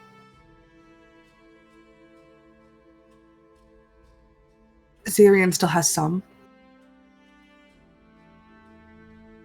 Hence, Yeah. this and access to knowledge is part of that. And so I know how to destroy it. And that's why I've been sent to get rid of it, because well, he told me how. Don't suppose you'd tell me how.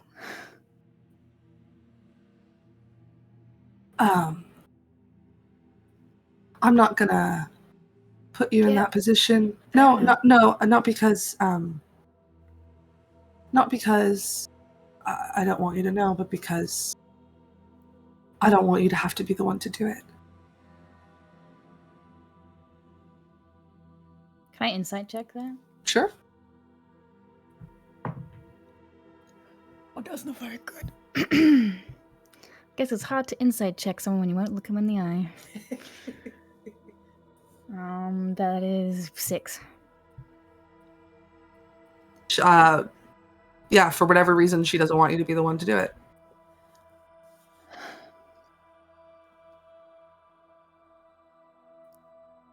Look,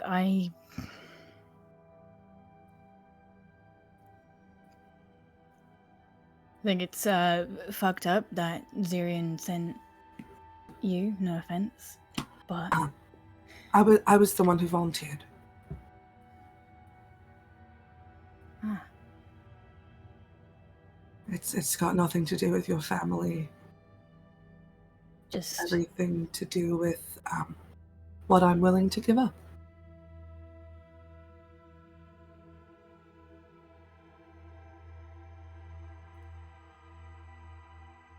so just a fucked up coincidence. Yeah.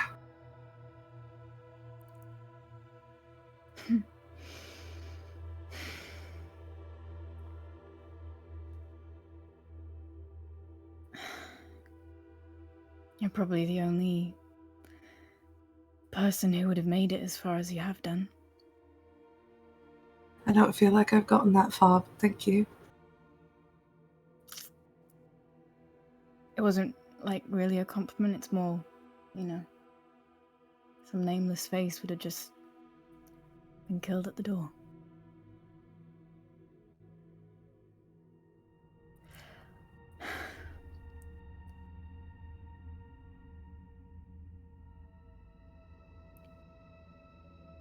Whatever this thing is, Ithius, whoever the fuck it is.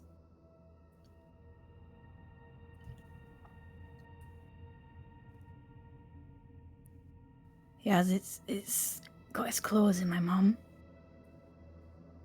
And it's after other people I love too.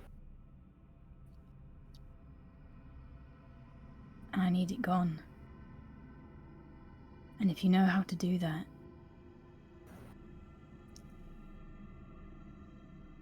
then I'm at your disposal.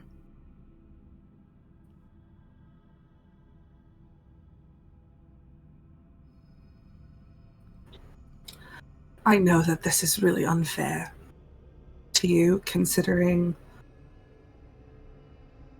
how hypocritical this is going to be. But your mum just really took advantage of me and my trust. So I'm just finding it a little hard to trust you right now. And it's nothing that you did. And it's unfair of me to put that on you. But that's what I'm feeling. And I don't know what I need to find that trust again.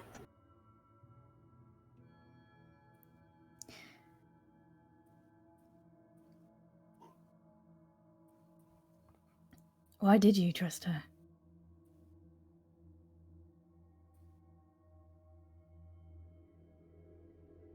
Because I had no other choice.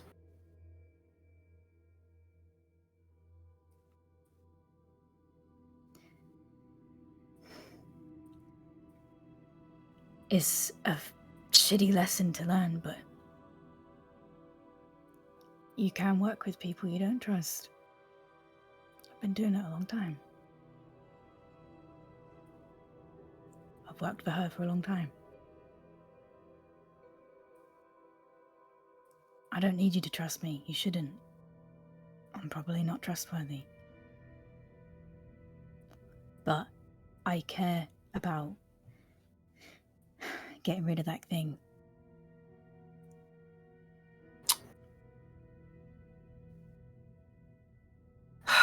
You know, I think the fact that you're willing to say that you're untrustworthy is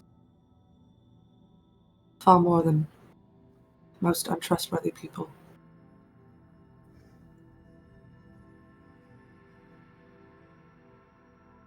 Yeah. Alright, let's fucking kill that thing.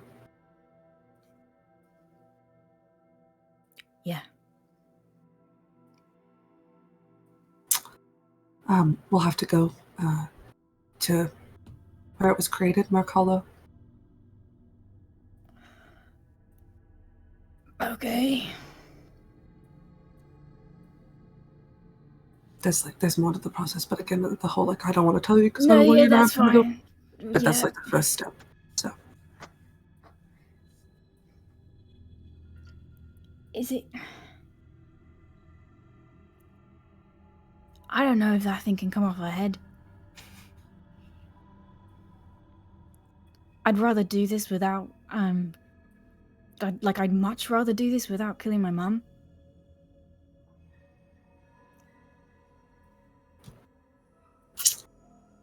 I will try my best.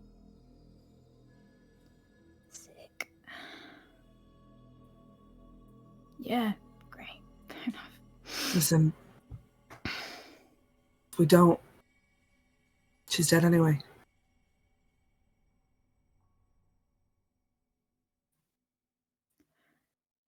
She'd like those odds.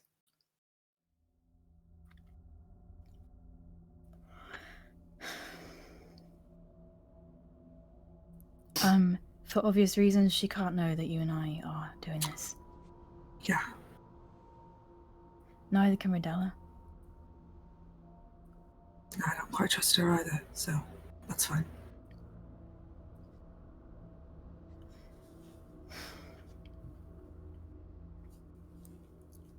Okay, well, I have to find a way to get us to Macmillan.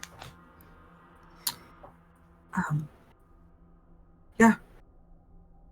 I don't have like a holo transmitter or anything. I'll be around wandering like a ghost, so just let me know.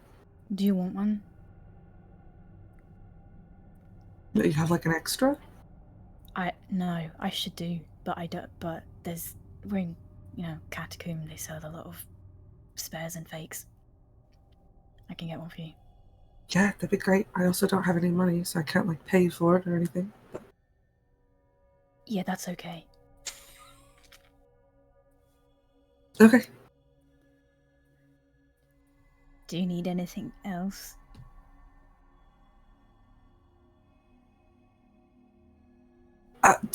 Should I? I don't know, maybe my own canteen would probably be helpful. I'll see what I can do. Okay, thanks.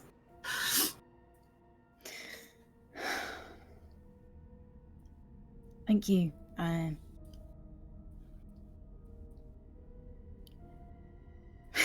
Shakes it off. This is just... He's got goosebumps. It feels so weird and horrible. And I don't think he's being particularly skilled in hiding it, but is trying. Yeah.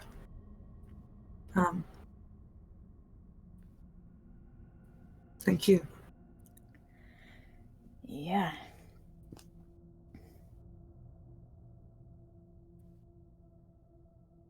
So what, did you and Reva have a falling out or something? I just didn't think that you liked each other anyway, but that's news to me. Oh, she was growing on me, but... Really? Yeah. But I guess more like a mold than anything else.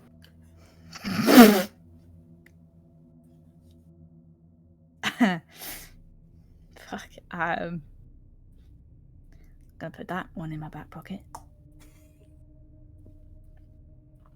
Okay. This is gonna surprise you maybe, but people are generally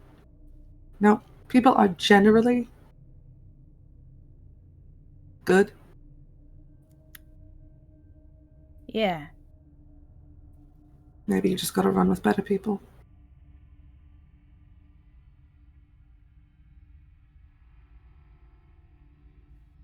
I run with some of the best. I look forward to meeting them.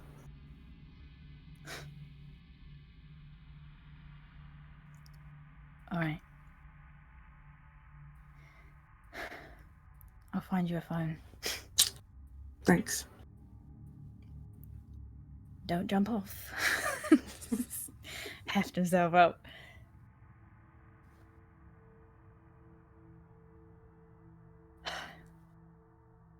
We'll leave.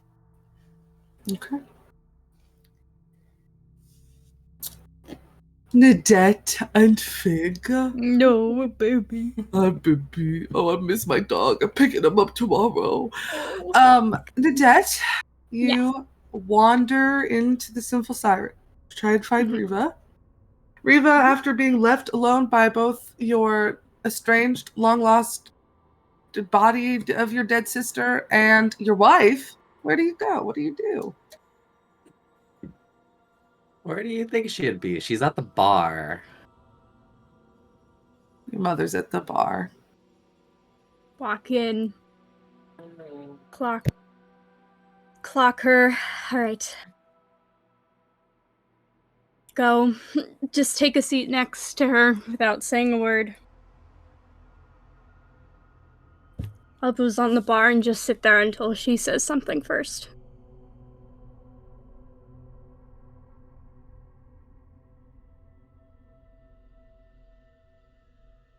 You're going to be the third person to tell me off for how badly I fucked up this morning. Actually, I was going to ask if you would still love me if I was a worm.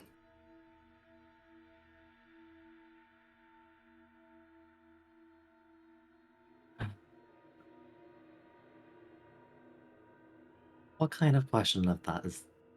What? Of course I'd still love you. Good. That's good. And I still love you, even though you're being a coward. But we'll make it work.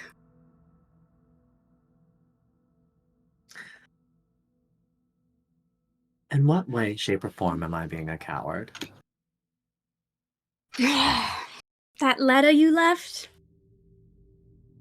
The letters, plural. Couldn't say any of it out loud, could you? You're the one who's been telling me to put my feelings into words.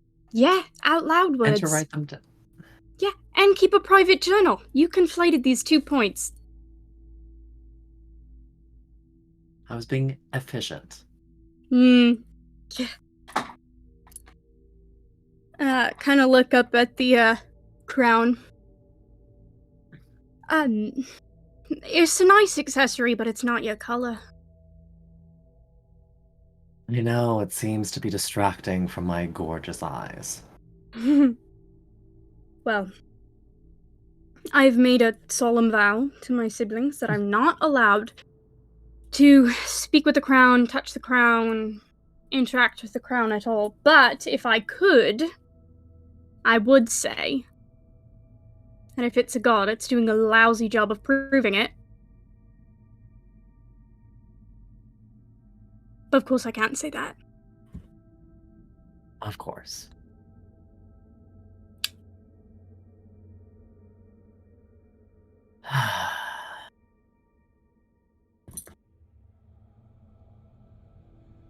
Nadette, Yeah, can I ask you an honest question? yeah, what's up?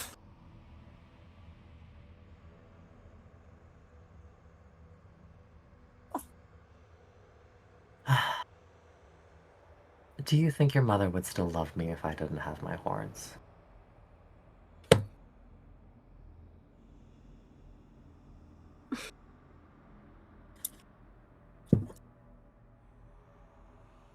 I think my mama would love you.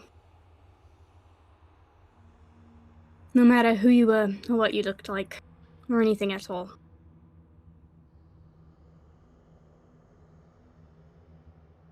But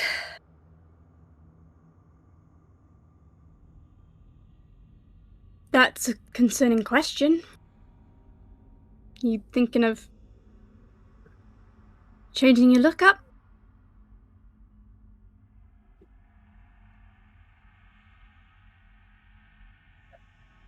It's the fact that this crown is distracting from what really matters.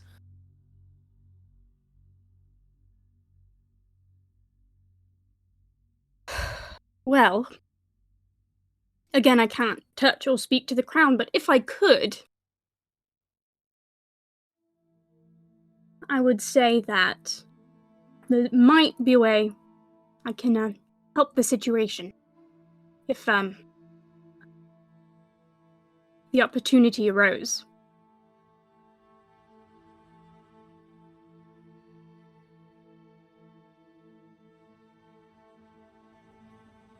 If you can find a way, do not tell me. Do not speak of it to me. Do not mention it. No, wouldn't dream of it.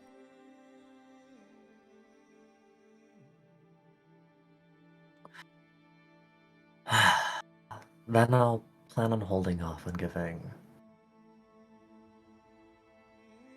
Well,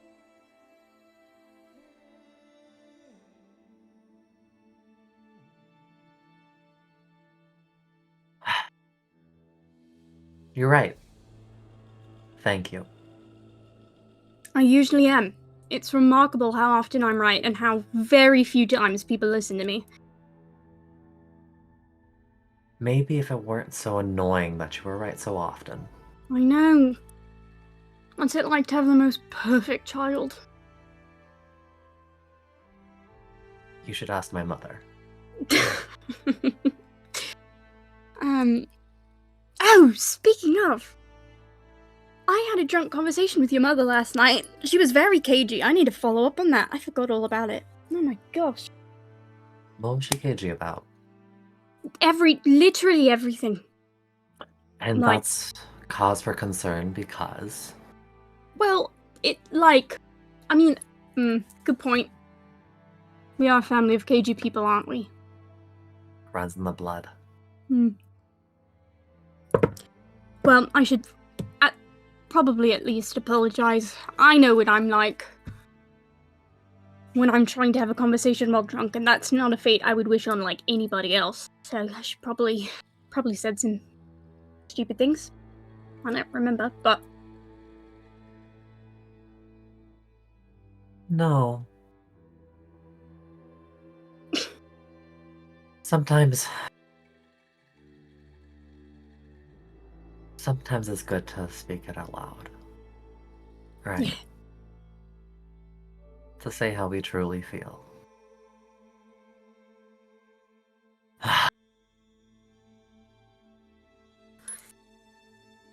It's time I take a dose of my own medicine. I think that's probably smart. And, I wish you the best. I'm just gonna kind of reach out, over, my mom's shoulder and just give a little, like, half hug squeeze and give you a bardic inspiration. Just a d6. You'll figure it out. Promise. And we'll figure this out. I think what you notice, is sort of like this oscillation where there's like the mom you recognize and then the mom that you don't. And I think with that bardic inspiration, I think Riva flips back into the Riva that you know and grew up with.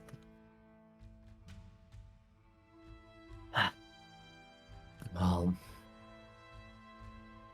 I think she's going to down a shot, give you a little kiss on the forehead, As and walk. Yeah. I think as you do that, I'm just gonna ever so slightly, accidentally, definitely not on purpose, just brush my hand against the crown as I lift my arm up and just say, if you're a god, you better answer a prayer, in my head, and then go, all right. Make me a persuasion check. Do I notice this at all? Give me my greater restoration back, you bitch! No! So fucking grounded. That was a 5th level spell slot! Okay, persuasion, you said? Yes. That is a, nope, that's my perception modifier. That is a 16 plus 9 for 25. Okay, great. And then are you trying to hide this from your mother? I mean, obviously Probably. she can't read your thoughts, but Yeah. Okay. So make me a sleight of hand check, and Riva, go ahead and make me a perception check. What was worse? Oh, I can't- 18. That's gonna be a 22. Cool. So you do notice her kind of bumping into you.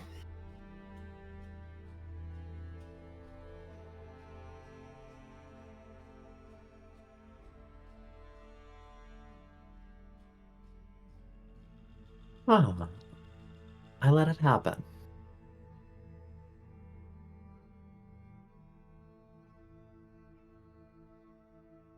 Alright. Go knock 'em dead, kid, but not literally.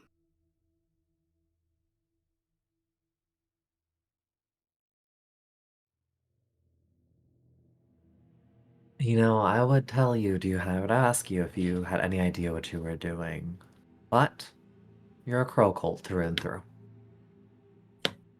That I am. That I am.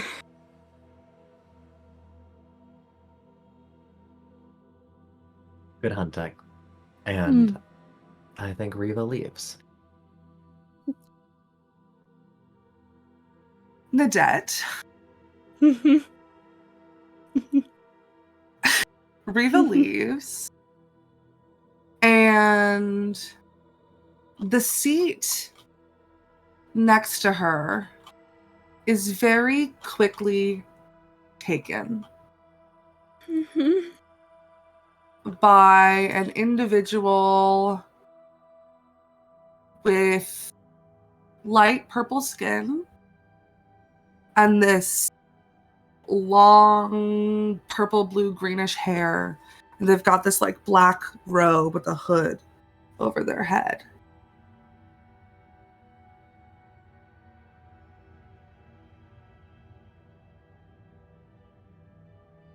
They look over at you. Are you my answer? I haven't quite heard you wish for anything yet. Just gonna like turn around in my stool a little bit, rest my elbows on the bar, looking out.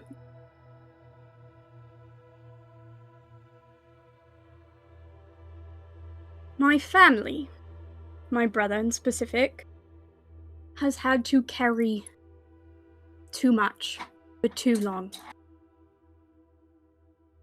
And I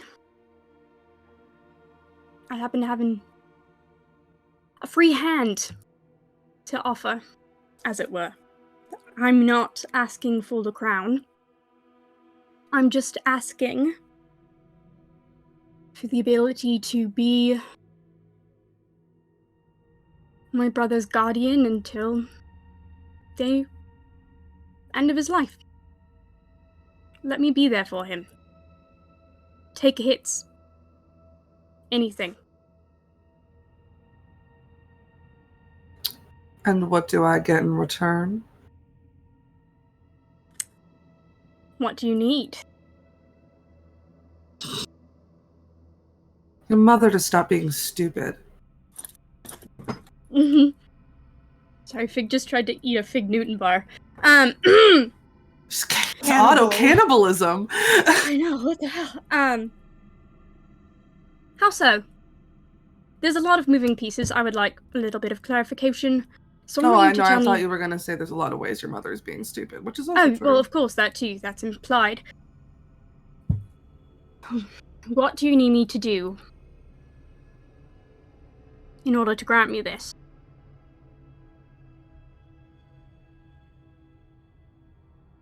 Get her to Merc Hollow without any of my followers dying. And then we'll talk. See, and then we'll talk. Ominous phrase. There's a lot of room for wiggles, shall we say. So... Not a very wiggly god, Nadette.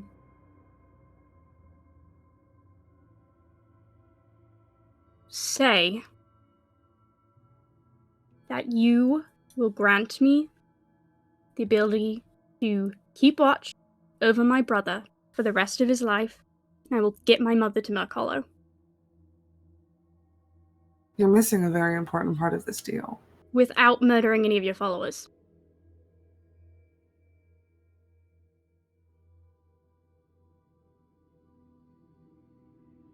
Kind of smirks at you. Puts a hand out.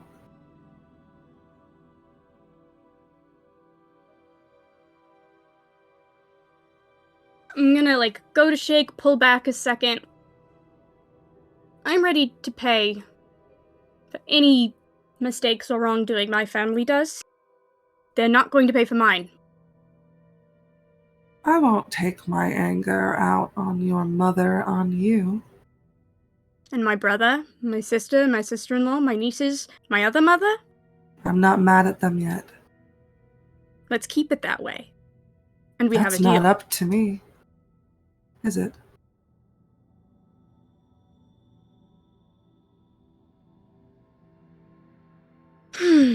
I've made worse decisions, and I take the hand and shake it.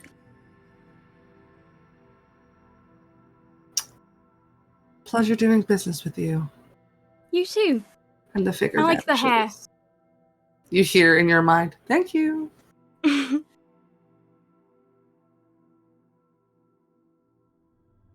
gonna go find my brother now. You can do that. We're going to check in on Rose. Rose feels an urge to shift into summer, but doesn't know why. Yeah. Yeah, I'm walking to the teleportation circle to try and get to the Academy of Wicked Arts. Were you planning on trying to get Lavender to come with you, or are you going on your own? I think, honestly, Rose said that so the tenant wouldn't be like, you're alone. Great. So no, I'm gonna let my sister sleep off that hangover. And Probably I a will good walk. idea. But I would love to do something while I'm walking, if that's okay. Yeah. Can I, pull out my holo transmitter and call my brother? My brother Lark? I do that. Okay. Jess? Hello? Jess, your guy. Can't do the 10 accent. I think the line clicks and you hear fumbling and oh shit. Hello, Rose? Hello? Hi. Hi. Are you alright? Yeah, I'm fine. Are you okay? You sound frazzled. I was just, I just didn't expect a call from you. You said you were fine. You said that already. Yeah, I don't only call you when I'm not doing well. Lark, I call you like once a week. Okay, yes. I just happen to not be doing well most of the time. I didn't say it. You said it. You're right. Okay, yeah. What are you up to? Anything fun? Oh, princely things. Ah, exciting. I was gardening this morning, so. Oh, good for you. How's the garden doing? Well, the peonies are dying. Oh, I don't know why. okay. I'm not gonna backseat garden. I wouldn't say no to advice. Okay, good, because I was actually already kind of going through my no. I'll send you how I take care of my peonies. Okay, I just need to know reindeer fertilizer, yes or no? What? That's a no. Okay, never mind. Yep. Very specific. Okay. No, well, I'll famously Google it. I'll do some research. Anyway, Yeah. how are you? How are the children? How is the Oh, Yeah. I'm actually not home at the moment, so but it probably smells good. bad. You sound Yeah, awful. I'm in Gloomwild, actually. A minute. Like on a holiday. No, I wish I was here on holiday. No, the family we just kind of implode once a year, so it's that once a year. And no chaser early, is isn't it? probably. It is a bit early. Yeah, I thought maybe at least I could push it a couple months, but no. No, Chaser and Cassandra are probably teaching my children all manner of expletives. Oh, they're with them. Yeah. Okay. What? Why'd you say it like that? No, do you need me to check in? I can. I mean, if you feel like a visit, you could probably just swing by, but like you don't have to. I know you're very busy, and they're probably fine. So I would. you're doing a stressed voice. You don't have to. I'm not. You don't have to do anything. No, if you're I busy. just Is your husband still there, or is he with you? No, he's with me. Then I would love to. Okay, great. Yeah, let me know. I'll tell Chase that you're coming. Let me know how that goes. All right. Hey, listen, I've got a very strange question for you, and I just kind of need you to answer it honestly and not worry at why I'm asking it. Oh. Okay, can I have 5 seconds to prep? Yeah, go ahead. Okay. You hear deep breathing. 5. I'm Okay, obsessed with him. I'm prepped. I'm not worried. Okay, I'm not. It's not. Yeah. Listen, when you made that deal with the bastard to, take the brunt of it off of the twins and me, how do you do it? How do you deal with that fucker on the day-to-day?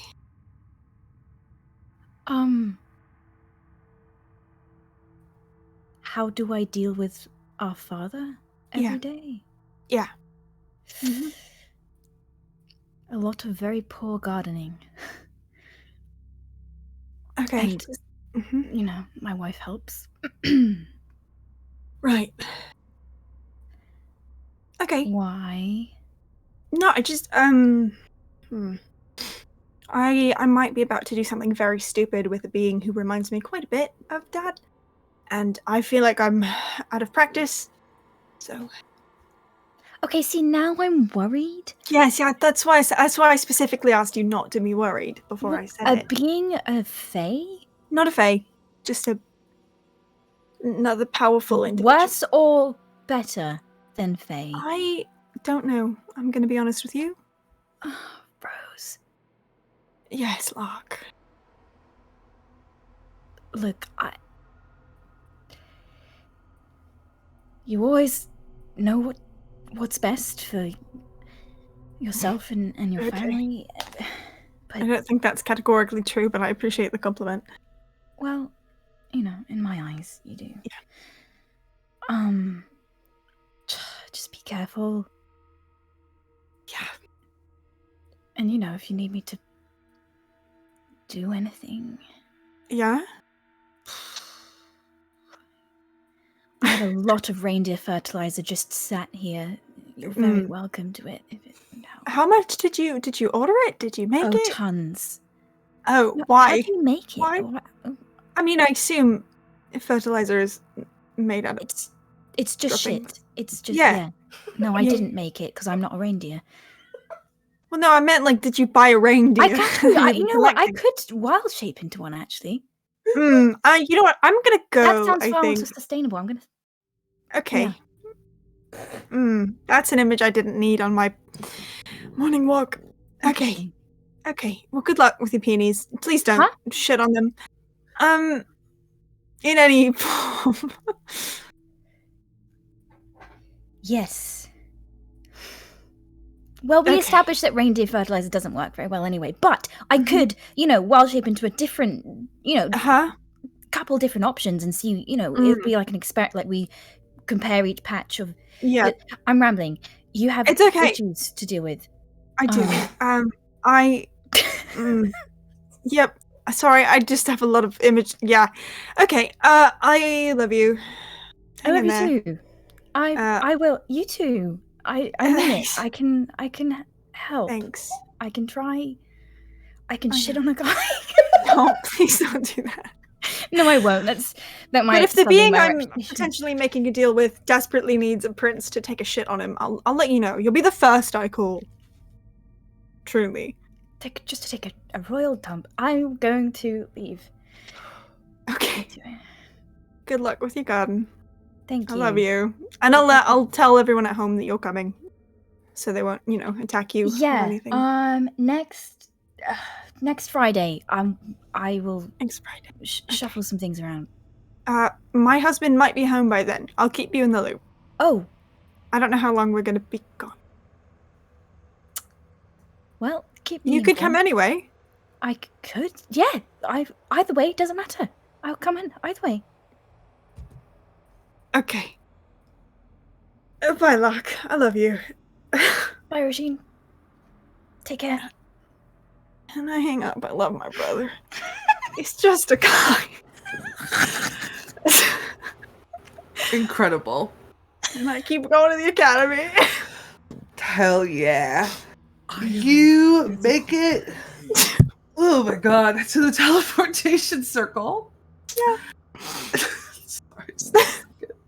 Sorry. No, Jess, I'm obsessed with you. Okay, you make it towards teleportation circle, and you kind of feel this magic whirl around you, this wind kind of whipping your hair, and you find yourself on the other side of the planet, and Hemlock. The specific teleportation circle that you took is at the center of the campus of the Academy of Wicked Arts.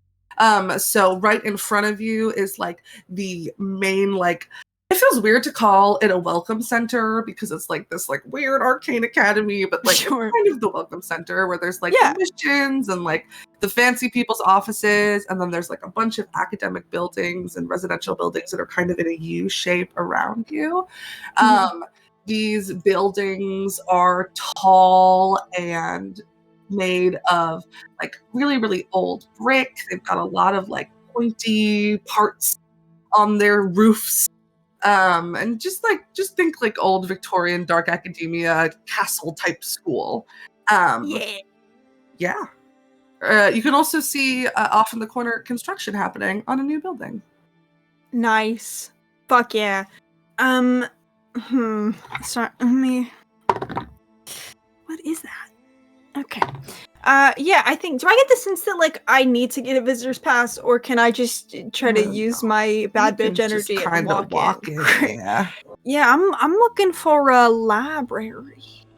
A big one, preferably. Make me. Are you like trying to ask one, or are you just walking around until you find one? I think I would probably walk around for like maybe 3 to 5 minutes, and then if I don't see a big building that says like the XYZ library, then I will ask a guy. Sure. Make me an investigation check to try and find a library. That's a natural 20. Great. The first building that you turn to, love to see it, is the Drake Memorial Library. Memorial? I'm just gonna assume there's a more long than one line of Drakes who have a connection to this school. Cool. Yeah, I will. I'll march right in. Yeah, there is somebody standing like behind the little front desk of the library. The library is huge. It's got like a floor above with like these little rooms that have like glass that is like frosted from the outside so you can't see in, and they're all soundproof so that people can practice different things in there or work on presentations or whatever and be as loud as they want without like worrying about anything.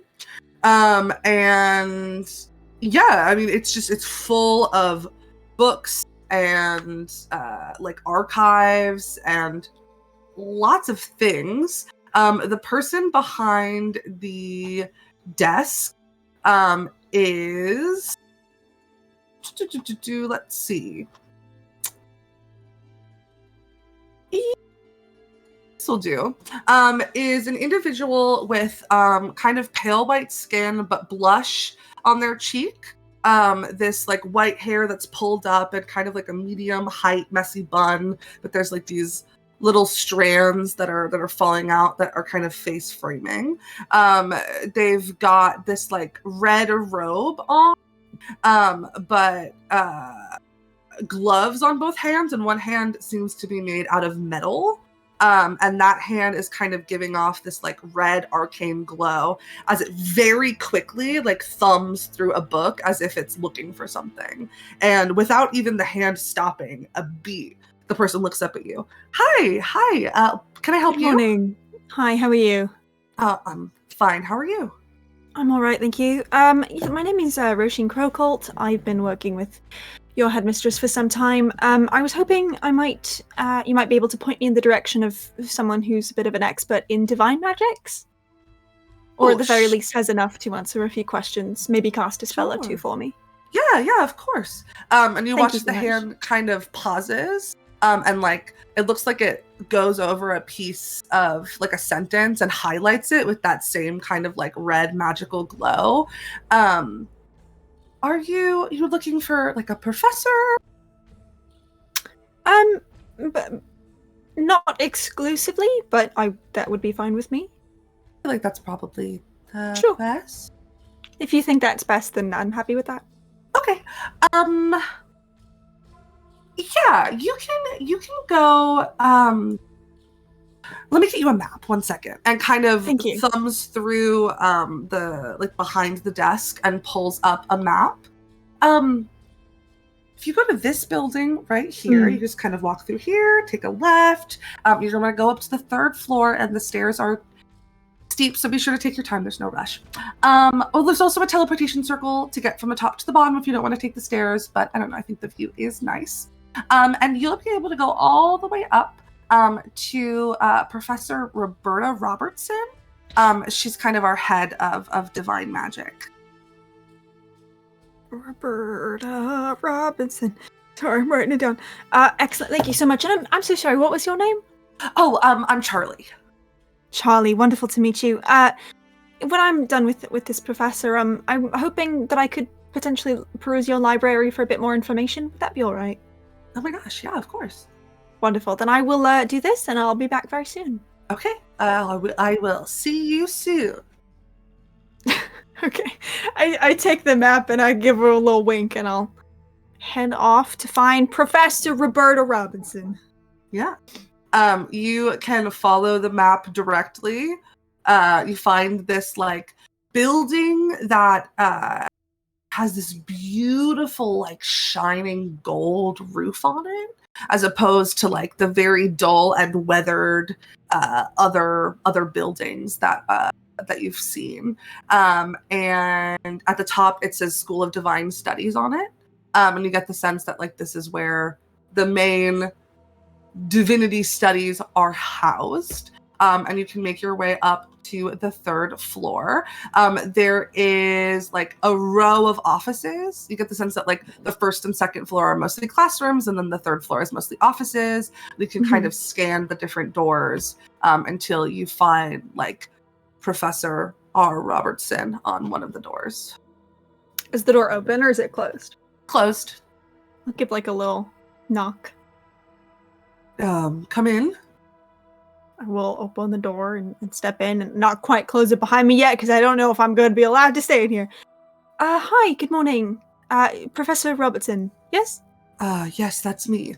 You Hi. see a woman with like very, very dark skin, with like a couple spots of vitiligo on her face, like under her eye. She's got this black hair that's like cropped, like just about falling at the shoulders, and it has like this very light, not very tight wave to it, and like the side is shaved, but it's kind of parted over the side. She's dressed in like classic academia clothes, like a white puffy shirt with like a black vest and like a loose kind of bow that's tied in the collar of the shirt. And then she's got these kind of like reading glasses on a chain. It looks like she was in the middle of grading papers. As she kind of takes the glasses off and lets them hang on the chain and looks up at you. Yes, that's me. Hi, I'm so sorry to bother you. Do you have a moment? Sure. Who are you? Oh, sorry. My name is Roshin Crowcolt. I've been working with your headmistress for some time now on the new wing. It's being added. And I was, well, truthfully, I was kind of hoping you might be able to help me with a spell, if you have a moment. Sure. I can try my best. I will kind of like go to close the door and sorry, pronouns for Roberta. You see there's like a little like nameplate on her desk that says like Roberta Robinson, and then in parentheses says she, they. Hell yeah. Me too. We're matching. I'll kind of like go to close the door and then kind of like look at them as if asking if she would prefer that. Up to your comfort level. I will close the door and kind of take a seat. Yeah, so Kind of I leans back in her chair, grabs her mug of coffee, takes a sip. I admit I'm not exactly the I am quite good at casting magic. I'm not quite the divine casting sort. I'm not an expert on the gods or anything like that, but I very recently found myself in need of... I know that there's spells that some clerics use that allow them to commune with the gods at a limited capacity, ask a question or two, get guidance. I was wondering if that was something you might be able to help me with this once.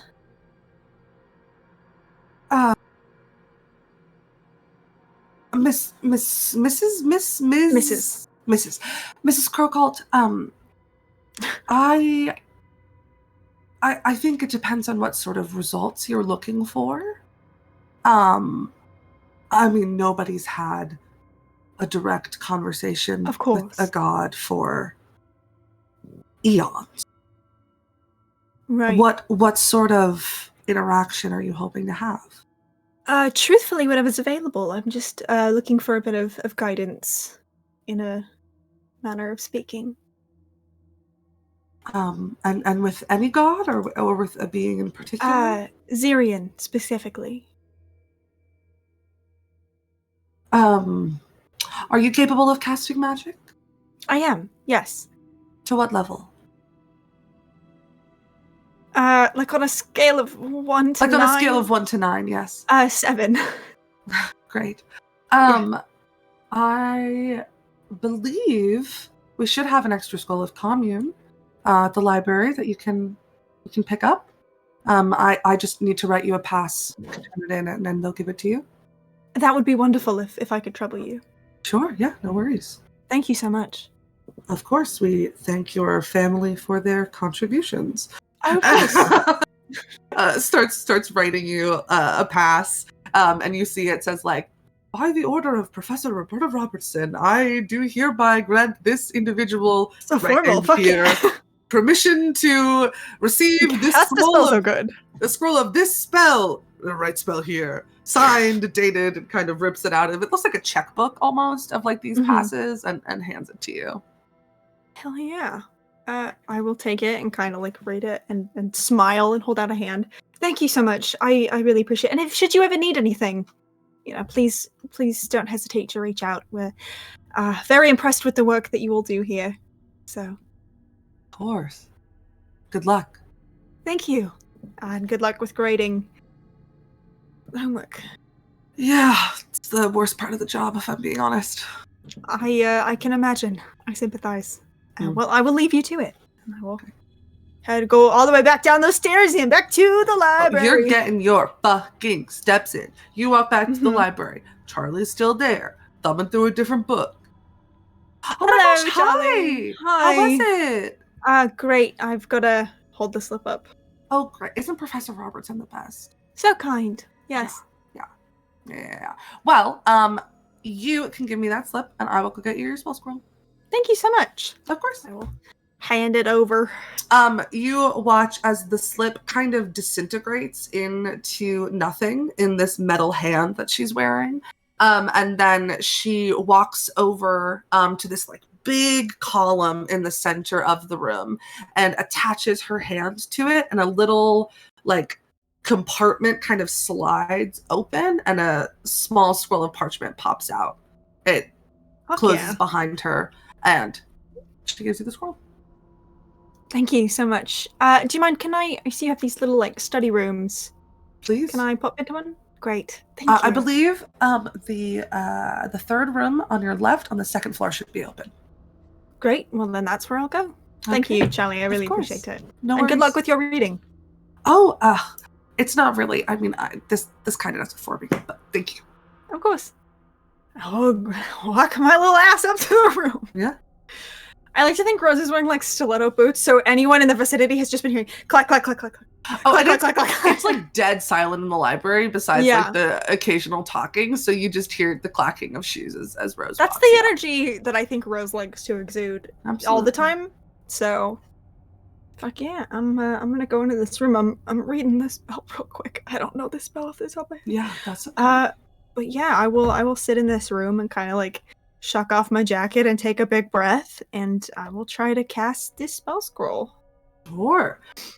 Go ahead and make me a charisma I'm plus good at those. proficiency check. Is that what we decided? I'm gonna be so real with you, babe. I don't remember. It works for me. But sure. Okay. Come on, You gotta D20. beat a 15. You know what? I have I'm gonna use an inspiration because I have 2 written down. I don't know what the second one is from, but I'm using Probably it. from a recap. Or because I liked a thing that you Oh said. my god, are you shitting my dick right now? 9. You gotta be shitting me. Did you get a 14? I got a 14. You can use your other point? That's my beans on toast one though. I'm saving it for a emergency. I'll give you one of mine. Are you sure? I have 3. Can't have one. Take one. It's Okay. my repayment for lying to you to get my hangover cured. Okay, thank you. Alright, okay, alright. Listen, dice. Hey. I have one more fucking rose d20 here. That's better. Yeah, that's a million. That's a Great. With your roll of 27. a million, you are able to Thank successfully you, Mara. I love you. cast commune. The spell scroll, as you like unscroll it, does come with the components in it as well. So Nice. there's some incense that you can light and a vial of holy water for you to use in your casting. And this does take a minute to cast. What does this look like? Yeah, so I think part of the reason this takes mechanically 3 dice rolls is I think like Rose sits down and puts this like scroll in front of them and smooths it out. And then like fidgets a little bit and like changes the position it goes, and there's like that doesn't feel right, and stands up, and there's like that doesn't feel right, and sits down. And I think after a minute, Rose just sort of like almost leans into the part of their magic that is Fae, because that is the closest to a god that Rose has ever known. And just sort of like takes this breath in, and like wind kind of starts to whip around in this study room, and like flowers kind of tear free from their hair and enter this little cyclone until the whole world is shut out around Rose. The lights begin to flicker a little bit and buzz with the hum of electricity. And you have 3 questions. Oh god. I didn't here. Can we cut to someone else while I think of these questions? Because I wasn't prepared for this. Yeah, we can. Thank you so much. I appreciate You're that. welcome. What else are people up to? Ruby, Rodella, we haven't heard from you guys in a while. Yeah. Hi. I mean, I think Rodella went to go find her children. So Great. I think when she trying to goes to the ship find and finds no one on the ship, she goes to where she thinks they might be. I mean, Ruby is still like, I don't think she ever turned off the share my location thing. Okay. With Rodella, I think she meant to and then got plastered. And she's gonna go find Ruby. Yeah. Just searching desperately for donuts with sprinkles, but the sprinkles can't be fucking rainbow because my brother is a special boy. Monochromatic sprinkles only. Only. Okay, I guess Rodella finds her It's in a just like market. haggling with somebody, and it's like, no, like, I mean, yes to the sprinkles, but like, do you have any that are just like all one color, or can you like, you know, pick them out? I don't know what the fuck I'm asking. Are you getting a donut for Tennant?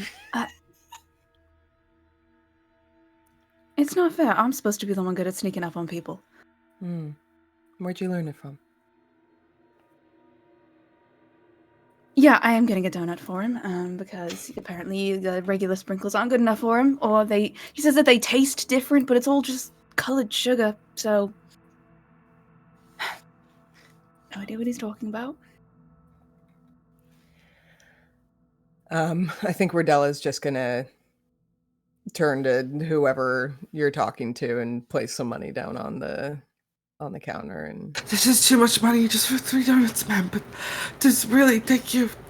I'll get you your change. Guys, do we have any sprinkles that are rainbow?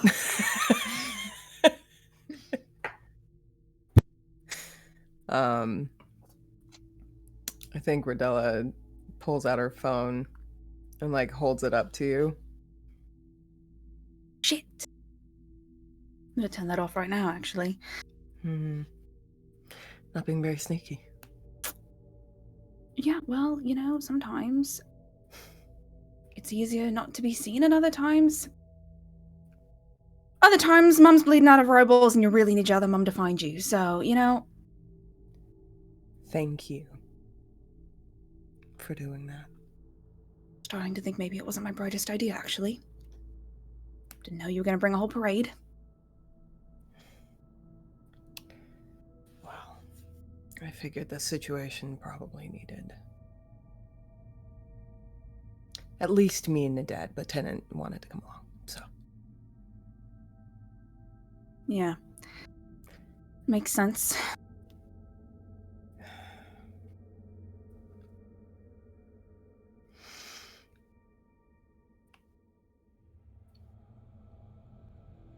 Sorry for interrupting your evening last night. Not that sorry, actually, but... I think that was needed. I think that's an understatement. Yeah. That was very impressive. Because I only remember about 30% of what I said, and the rest I'm really kind of hoping I didn't say out loud. I'm sure you said everything you needed to say. And if you want me to quote it back to you, it's seared. No, thank you, actually. my I brain. will leave that one lost to time and my shit memory. I hope you don't.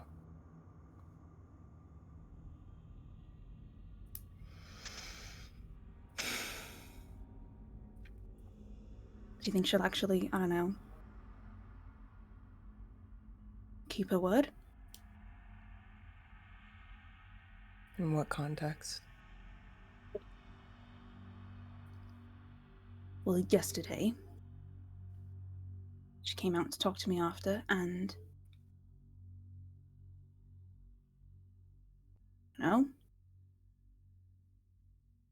she said that she'd prefer to have me as her daughter. And then she, talked about massacring some of the, folks that we arrived with. Well, not arrived with, arrived and met with. So, much as I would absolutely love to believe that everything she said to me came from the goodness of her heart, she said one thing and then immediately implied that we would begin doing the other. I think if you want to make an insight check, you can. I would fucking love to! What is my insight? You always have to check before you roll, guys, because that actually does influence what the roll is going to be. Ooh, that is a 19 on the die plus 2 for a 21. All right. Yeah, I got a shit roll, so that's convenient. Yeah, I think you see a look kind of flash across Ridella's face, and I think you realize that Ridella has been trying very hard to keep things light when they came up to you, but they are seething. And as you mention Riva and promises and the conversation the two of you had, it just burns a little hotter and then kind of comes out of the seams a little bit. And for a second, Ridella feels a lot like a tiefling. Was literally gonna say. Burning. You sure you don't have a bit of infernal blood on you? You look like you're about to catch fire. Haven't seen your head explode like that in a while. Maybe that's what drew me to your mother.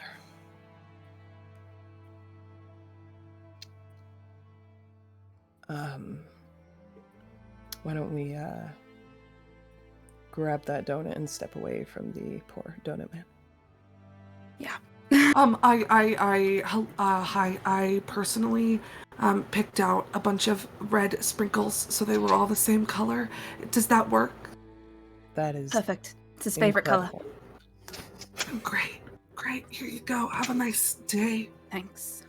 Yeah. I'll tip him a couple extra gold. And as we're walking away, just, sometimes I forget it's actually pretty nice that we're fabulously wealthy and can just pay people to do things like that. Has its perks, doesn't it? Yeah, everyone on Dorithium's a bit immune to it, so kind of forget sometimes. Well, why don't we find somewhere quiet? I have a lot of questions. I know I have as many answers as you'd like, but I can try.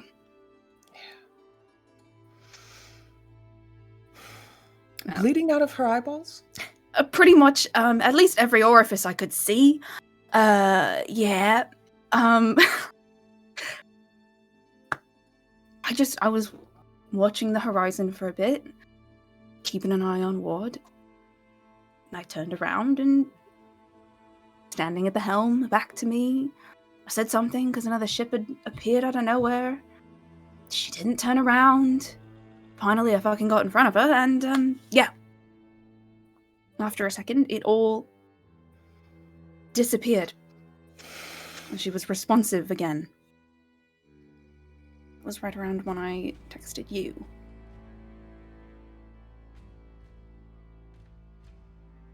She was wearing that thing before we even got on the boat. At first I thought it was like a power play with Ward or something. Showing her the thing that she had come to destroy as like a reminder. And I was very into it. But, yeah, something tells me that's not exactly what was actually going on. Yeah. I think your mother's in over her head. Yeah, I'd say so.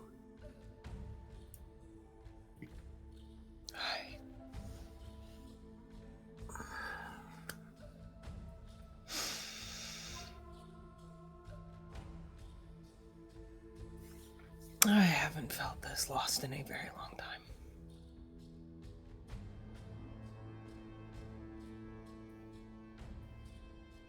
Yeah, it's been a while since I felt this out of my depth. What a couple of years.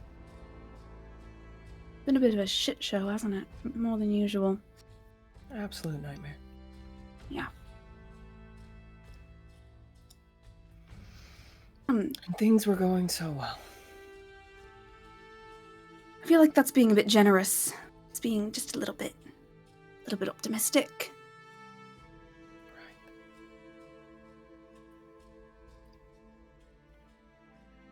Right. What's everyone saying about a letter?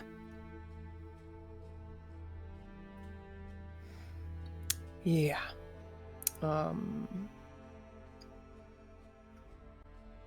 I think Rodella's hand kind of like twitches towards her pocket, but then she like stops.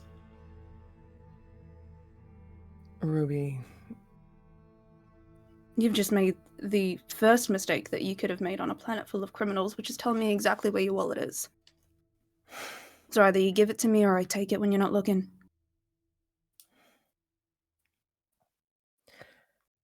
I don't know if it will help anything. It probably won't. Won't know unless I try, right? She reaches into her pocket and pulls out the letter. Riva said a lot of stupid shit in these letters. Yeah, she said a lot of stupid shit on that boat. Add it to the pile. Alright. I want to know exactly what kind of stupid I'm dealing with, and kind of snatches it out of Rodella's hand. We'll tear it open and just start, like, reading it. Because I would just want to know so bad. Ruby, if you're reading this letter, thank you. Thank you for joining me on this journey, and I'm proud of you.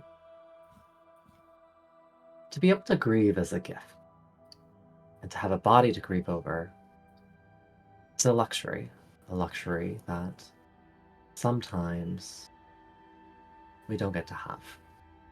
If I haven't left a body to mourn, I need you to know that it is my fault and not yours. My apologies for that. I want to say this in my note. even if I'm gone, even if I'm not there, I want you to know that I will always be with you. You will always have us. You will always have me. I love you dearly. Please watch over your siblings. Please watch over your mother.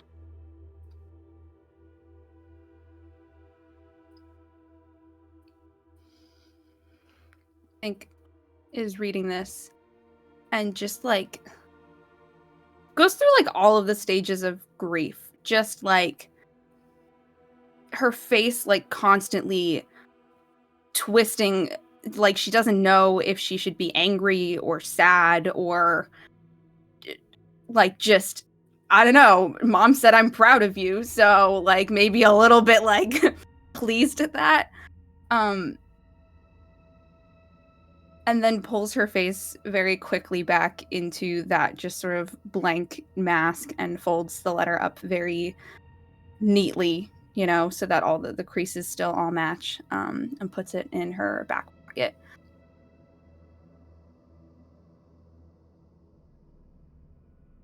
Yes, this is a very dangerous kind of stupid. Yeah, I'm getting that. This is a very, very dangerous kind of stupid.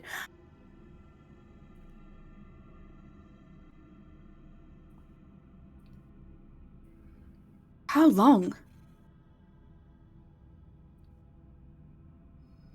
Has she had the crown? Has she been... Any of it? I don't know. I think Rodella looks a little guilty. Alright, so not just 48 hours. It's had even longer to get in her head.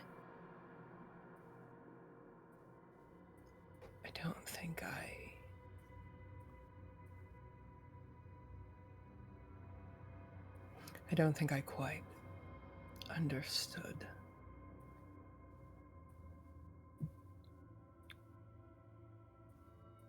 What exactly was going on.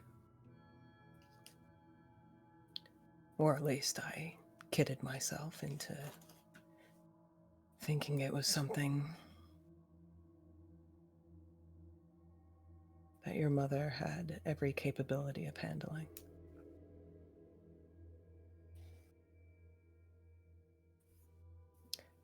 I think sometimes I tend to forget that your mother is not infallible.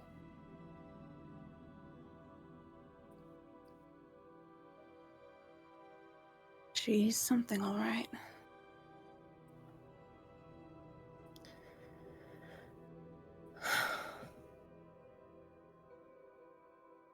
Can't really blame you. I didn't even know that she had the thing that close to her for that long. I did know. Right.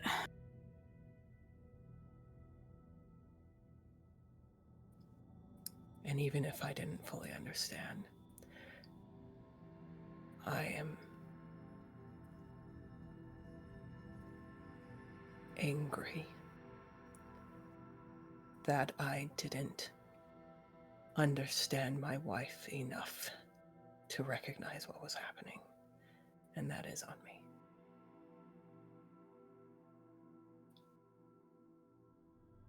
No, it's on her.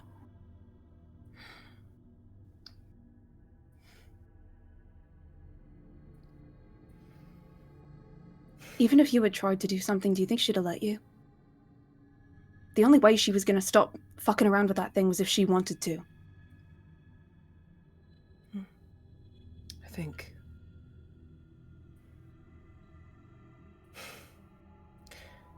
your mother does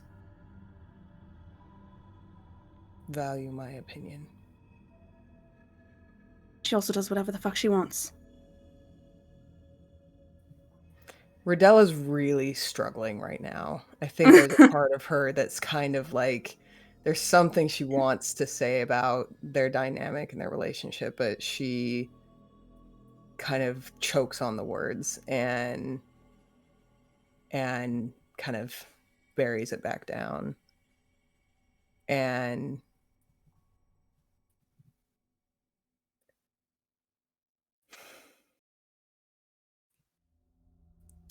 I think she just finally turns to you and just says, I hope you know that whatever you can remember, but everything you said last night was true and fair.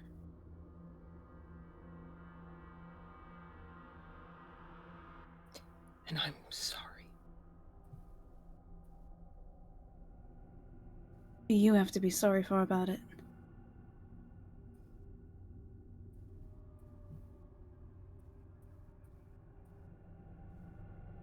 Honestly, I don't even know how much I can hold her to half of what I said, because... You know, Mom, the funny thing about teaching yourself how to blend into the shadows all the time is that then you don't get to get mad when people don't see what's going on with you. You work that hard to make yourself invisible, you can't be mad when you actually become invisible and you're struggling and nobody knows about it.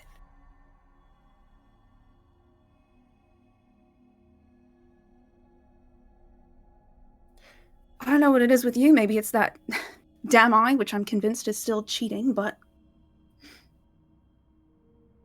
even when I didn't want to be seen or heard, half the time you still did, and it pissed me off, but I didn't need it, so...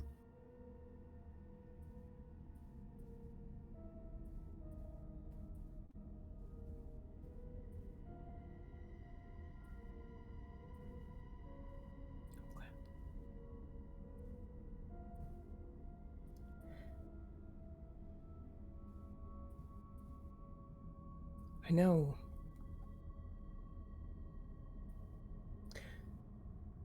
I know sometimes the actions don't quite match the words. And I know sometimes the words aren't there. Yeah, you're talking to an expert on that.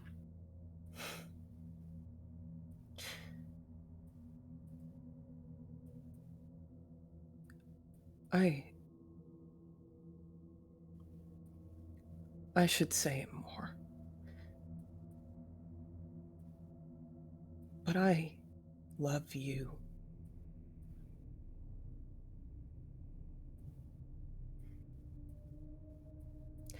And I see everything that you do.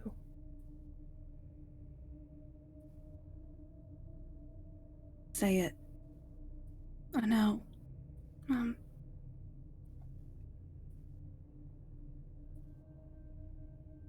Just I have my shit with her. I never had to doubt that with you.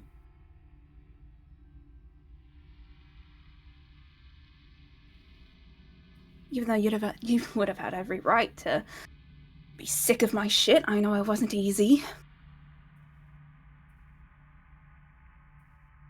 Gave you a lot more problems than I solved. You were never a problem. Even that time I gave Nadette a haircut? That was a problem. Very funny. That was hilarious. I seem to remember you not thinking it was very funny at the time. I've always thought it was hilarious. Should have been a stand-up comic, not an assassin. I laughed in private. Good to know. It was so bad. It was like a mullet. The bangs were right here. Yeah, I don't really know. Tempting. I think it was because I wanted to cut my hair shorter than it was, but I didn't want to like try on myself first, so I made an attempt, but then like it was uneven, and then I just kept trying to fix it, and it just kept He kept going. That was so bad. Yeah. It was better than when she cut her own hair. See, that's true, and I do hold that over her to this day. So, actually, if I could get that in writing, that would be very helpful for, future harassment campaigns. I think for the first time in a long time, you just see Rodella take a breath and her shoulders just kind of relax. And she's just really enjoying your company.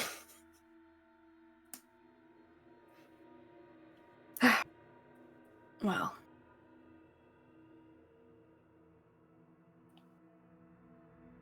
I personally have no idea what the next 24 hours or the next really little bit of time looks like for any of us, and what the fuck we're actually doing. I still don't really understand why we're here. Nobody's really made that clear to me. So, Well, I think it's time that we all get together and have a talk. I'm inclined to agree. And that's how you know it's bad. Yeah. Well, I hope you know that you can speak to me whenever you need to. Thanks. I'm working on it.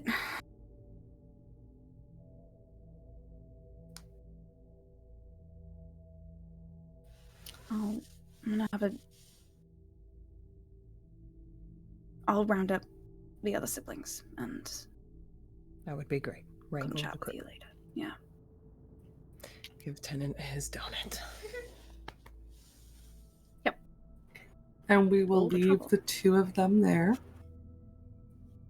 And we'll head back to Rose, sitting in a classroom. Not a classroom, sitting in a little study room in the library. You got 3 questions. I surely do. My first question is, which I guess, am I like, do I feel like this is something I should be saying out loud? Should be saying, like, what's the spell energy in You the have studio? never cast this spell before. It's whatever feels right to you. Cool. That's fine. Then I will quietly, but out loud, ask Zirian, is Ithios truly a god? The lights begin to flicker again. Mm-hmm. And almost in the way that you can write on the fog of a mirror after a hot, steamy shower, in the frost of this glass wall, the words are written by something. Mm-hmm. What makes someone a god, Rose? You can't ask my question with another question. Okay. You get the same sense of like when your parent asks you, like, what were you doing that? That they're Yeah. waiting for an answer. Oh, okay. Cool. I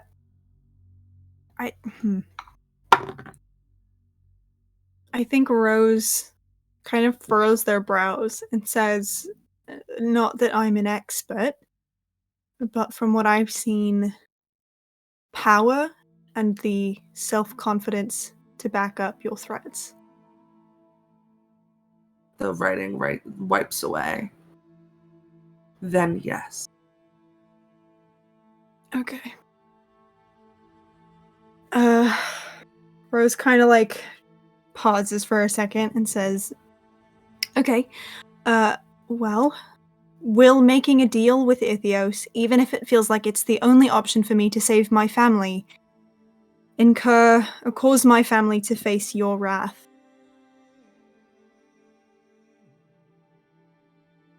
There's a pause.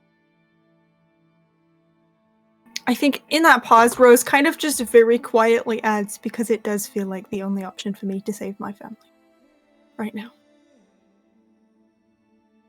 On the wall, written, "It is not the only option to save your family."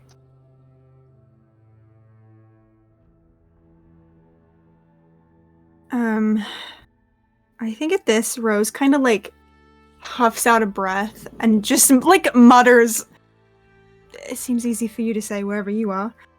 And then will kind of like try to steel herself a little bit for the last question and say, "If we choose to side with you and yours in this war of yours, can I trust that you and your followers will keep me and my family safe from harm by Ithios and his followers?"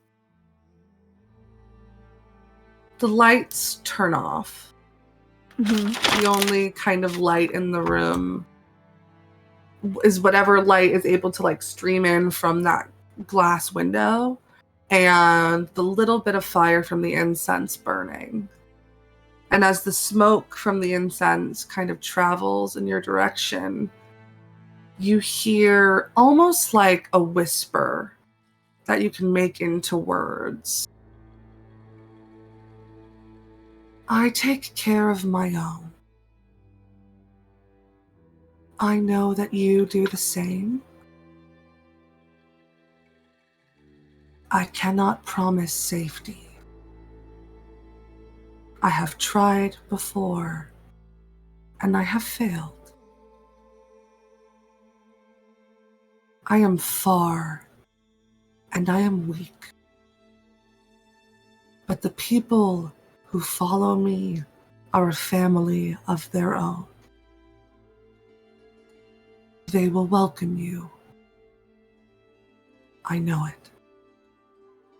And the lights buzz back on. I think Rose like sits in this room for a minute feeling frustrated more than anything, and I think that like just a little bit of their hair starts to turn that like summer gold again, and even knowing that the spell is over, it kind of just like says in a direction that she hopes Zirian can hear, "Whatever Ithios is, he's killing my mother-in-law. And I'm sure you have the best of intentions. You can't promise anything. And I don't know if that's enough."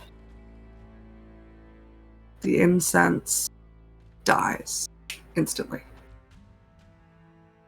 I think Rose stares at it for a long time and just mutters, "I'm sorry. If I can, I will, but I won't sit back and watch it happen." And then we'll just kind of like take the incense, drop it in like some kind of trash can if there's one in here. And I will head back out into the library. Crowcolts assemble. Yeah. We gathering everybody, including Riva. Or I are we want to leaving gather Riva the out? sibs first. Great. We will gather the siblings first. Yeah. You find Tennant in a really dark, manky corner of the Sinful Siren, like boots up on a table, tinkering with a piece of jewelry. And there's like a pink, sparkly holo transmitter on the table. It's the only one that the guy with the big coat had in stock. Yeah, and that's because no one wants it. That's why he had it in stock. Exactly. And is making a 7th earpiece out of this piece of jewelry that he's taken from his own stash. So how'd it go? Huh? Super quickly, can I clarify? Am I in the siblings? Am I here? Am I not? Yeah. What You're kind- good. Okay, You're- cool. yeah, No, I just wanted to make sure. Rose? You're my sister. None of this in-law shit. Huh? What? How'd Oh, it is that go? my donut?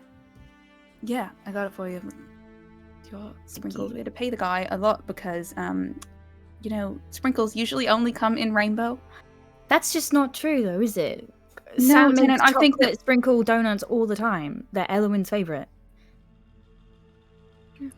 Anyway, thank you.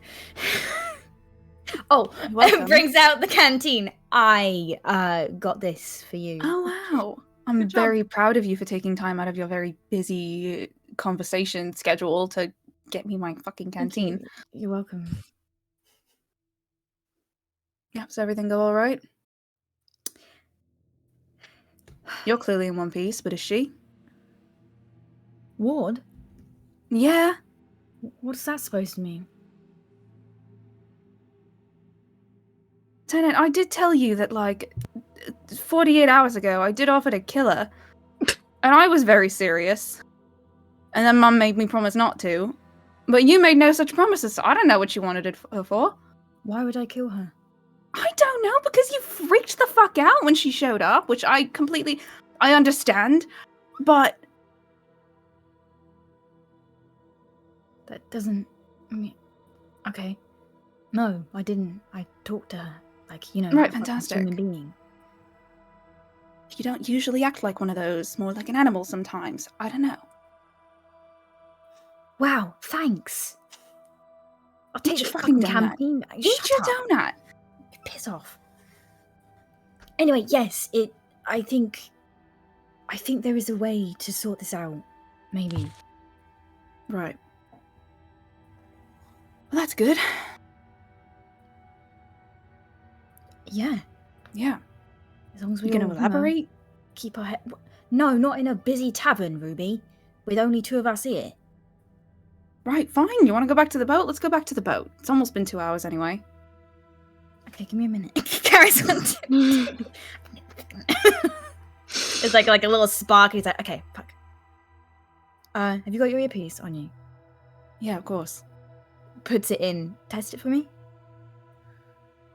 My brother is a Ow! ginormous dickhead. It's like a mic, like. Fuck! Ah. Yeah, it works. Fuck. Yeah, that's a pitch that only dogs can hear, though. Well, you should be able to hear it then. Haha. Bit too soon, don't you think? I think like says that and goes.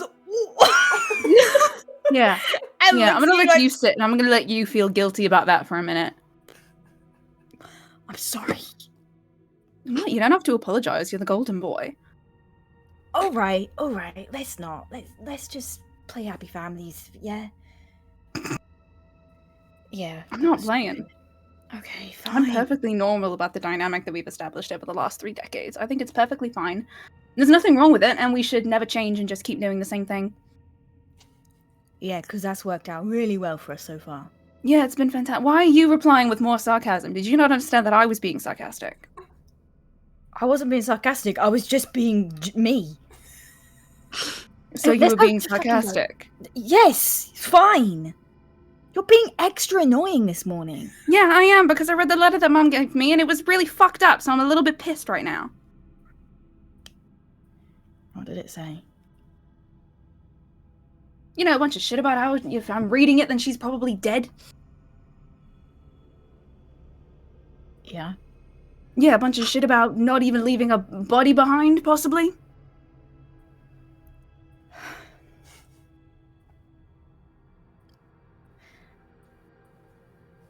What do you want me to say? I don't know. Is this how... Promise you won't get mad at me for asking this. Because I'm really not trying to take a shot at you this time. I know that it's gonna sound like it, but I'm not. Okay. Was this what it felt like when you left?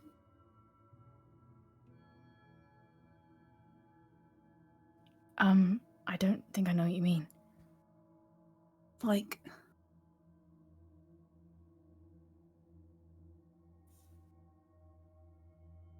Like the empty promises? Like...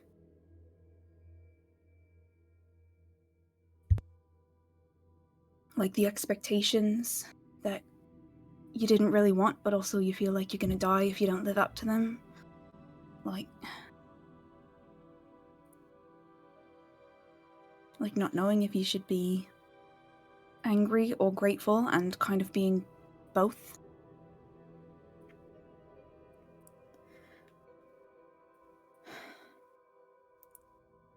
I think that is just how it's felt the last 37 years. Fuck, I am so fucking old. I mean, I wasn't gonna say it, but you know, you've got a couple of grey hairs. Ha. Yeah, you look a little flushed yourself. Come on, let's go. You already made that joke. You can't recycle them. Shut up! We walk back to the boat together. Great. Nadette and Rose, you both find your way back to the boat? Yeah. Yep. Hi. Tennant's looking at you like you are the sun, because, yeah, you are glowing, and I think he's like, every time you turn up looking like that, they're just like, Oh, I think you can see there's still like a little streak of summer just behind her ear. But they've tried to like kind of tuck it out of sight. Not well though. I think he like tucks the rest of it away for you. Hi. Hi. You right? Thanks. Yeah. Okay, kind of like looks around and then just like sits like cross-legged in the middle of the deck. Plop down next to him. There's a box of donuts in the middle. Oh fuck yeah. Nice. We'll also say. We'll switch to Crow's Cant and kind of sideways glance at you, Rose. Mhm. You said you spoke to Ithios. Does that mean he can hear what's going on? I mean, he said that he won't listen in unless I give consent. So, can I like self-insight check, take a moment to see if I feel like there's anybody lurking in my brain? Sure, yeah, make an insight check. Also, Reed, I think you're frozen. Just, you know. You're very present. You're very present. Uh-oh. Can we go to a mid-screen while the insight check happens? Yeah.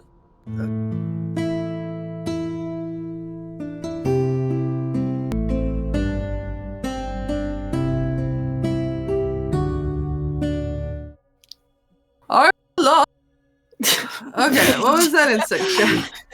I got a 26. 26. Yeah, you feel like no one's in your brain. Okay.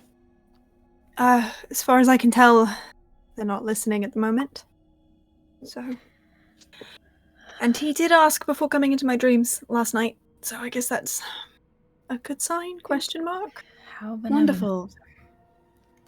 The mad god in our mother's head is a consent king. Fantastic. Mm-hmm.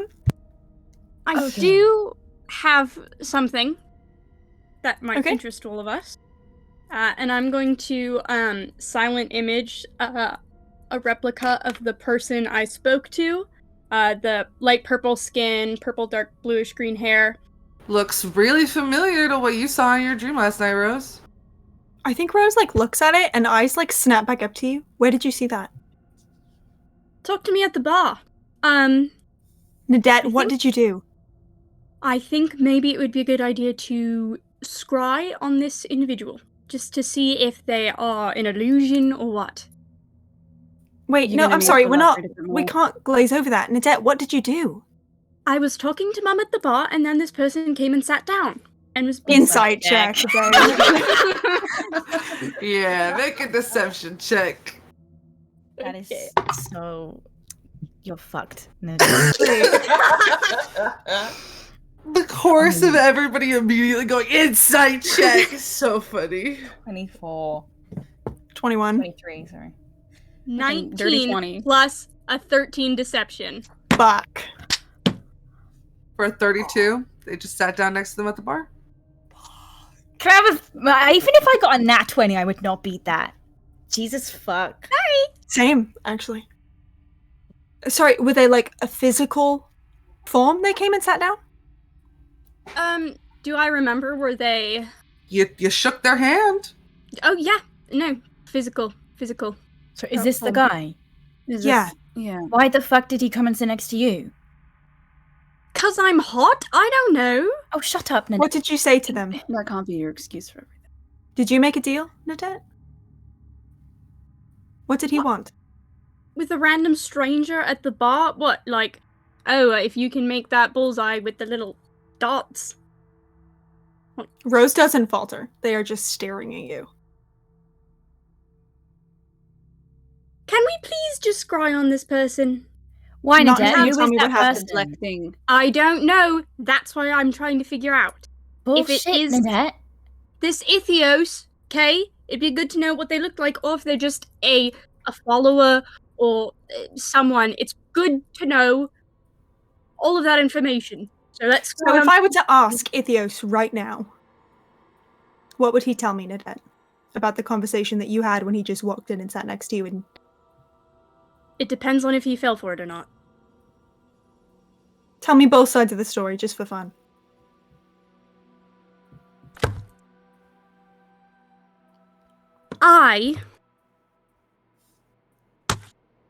Well, I'm gonna minor illusion the exact script because I have the transcript. Said I have a free hand to offer. It says, I'm just asking for the ability to be my brother's guardian until the end of his life. Let me be there for him. Take hits, anything, stay with me! In exchange, I would have to get a mother to Merc Hollow without any of Ithios' followers dying. I said, say you will grant me the ability to keep watch over my brother for the rest of his life, and I will get my mother to Merc Hollow without murdering any of your followers, then we have a deal. It says, I will not take out anger for your mother or you. They did not say that they will give me the ability. We shook hands. They did not complete the deal. They did not say anything. I said, then you have a deal, if you say so. They can try and twist it if they want, but I've thought a lot about this already. I love you. Mm. You are out of your depth right now. Why would you make a deal with them without even speaking to any of us? Do you know what you're supposed to They do? are powerful. No Nadette. shit! Do you know what you're supposed to do when something goes wrong during a performance on stage? This isn't a performance, Nadette. This is real do you life. know what you're This is supposed life to do? and death. I know that! Do you? You know what you're supposed to do. You give the audience something else to think about. You spread them thin. Nadette, this isn't an audience. You This is take a away- god. I know. Then that act like claims it. to be. Listen, the more ways that this thing is thinking about how it can fuck us over, the more distracted it's going to be. Okay? No, Nadette. don't. I grew up with an Ithios for a father, Nadette. They are not as distracted as you think they are. And that kind of complacency, that kind of thinking that you can outsmart them, that gets people killed, or turned into little objects, or stuck somewhere they can't get out of. I'm not trying to make you feel like shit. I am telling you, you are out of your depth. And if you keep doing this, you are going to get hurt, and I will not be able to live with myself if you do that. So just for once, will you fucking believe that I know what I'm talking about? I always believe you know what you're talking about. Do you? I've never doubted that. Never once. I also know that I've been constantly underestimated. And I think if anyone's going to underestimate me, it's going to be a god, frankly. I'm counting on that. Let me do this. No. I will be the ploy. That is my role in this family, is to be the distraction, to be the ploy.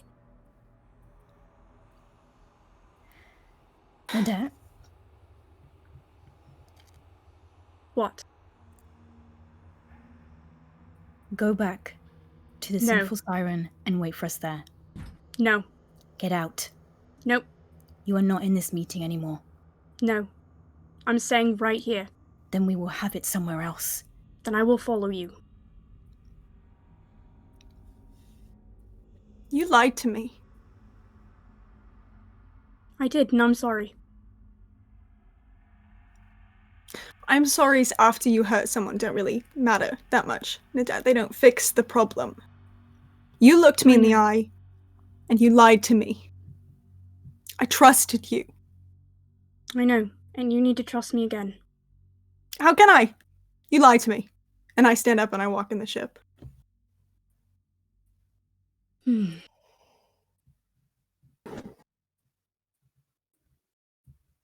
I think this is maybe the first ever time that Tennant has looked at you with like actual anger. This guy can't really get angry at you. You've pushed his buttons in every known way imaginable for your entire life, and this is the only time you have seen him angry.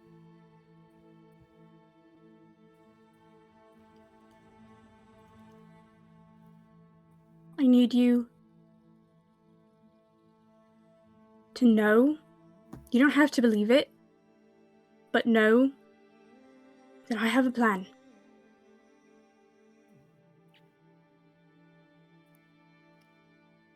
We were going to sit here and work out a plan together.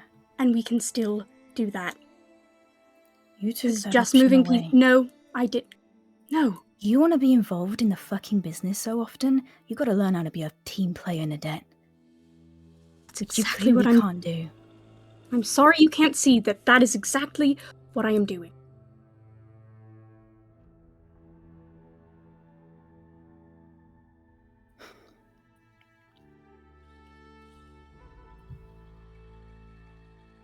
Are you gonna make me watch that happen to you, Nadette?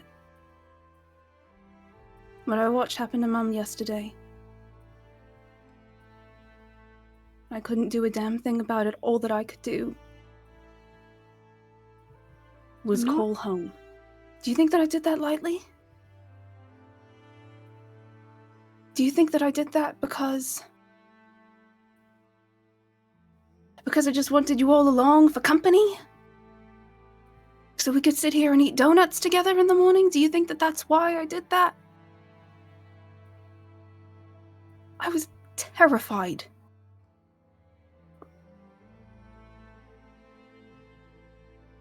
And it takes a lot to scare me to death. And I was fucking terrified. And you're gonna make me watch. Remember what you were going to tell Rollo? Draw him out?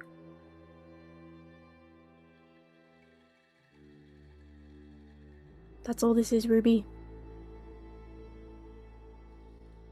It's not. I need you to believe me. Rollo was a big fuck off bird. Yeah. And this is a fuck off crown who's playing at God. With a fuck off god inside it, yeah. Yeah. The fact that you don't see what you have done tells us all we need to know. You are not ready. Go home.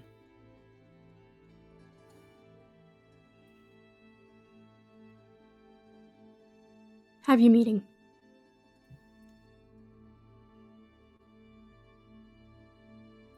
I walk inside my chambers.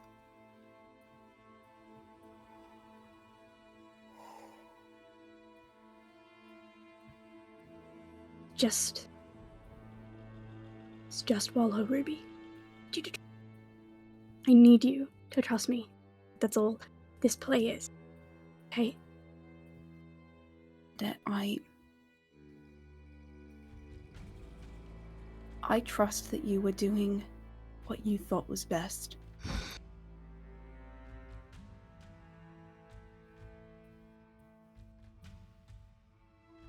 I trust that you care about this family and would never knowingly put any of us in more danger. And I trust that you did have a plan. You've just made yourself a bargaining chip. Handed it to this thing when we are already scrambling to pull the resources that we have.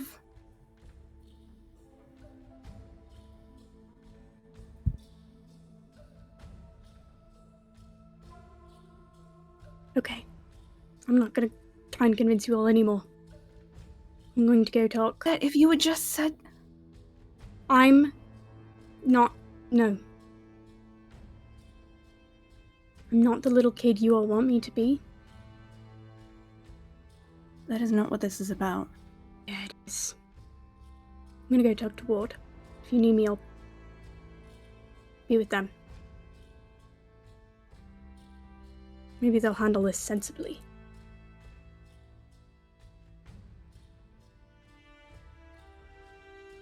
Watch you go.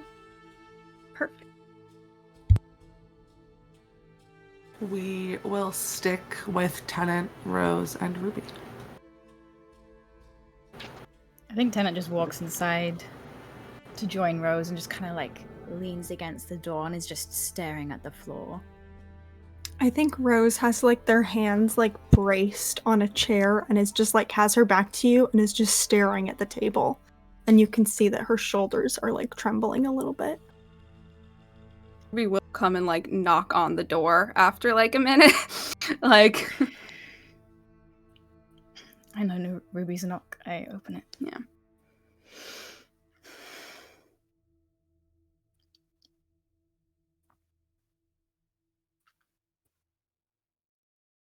I will fix it.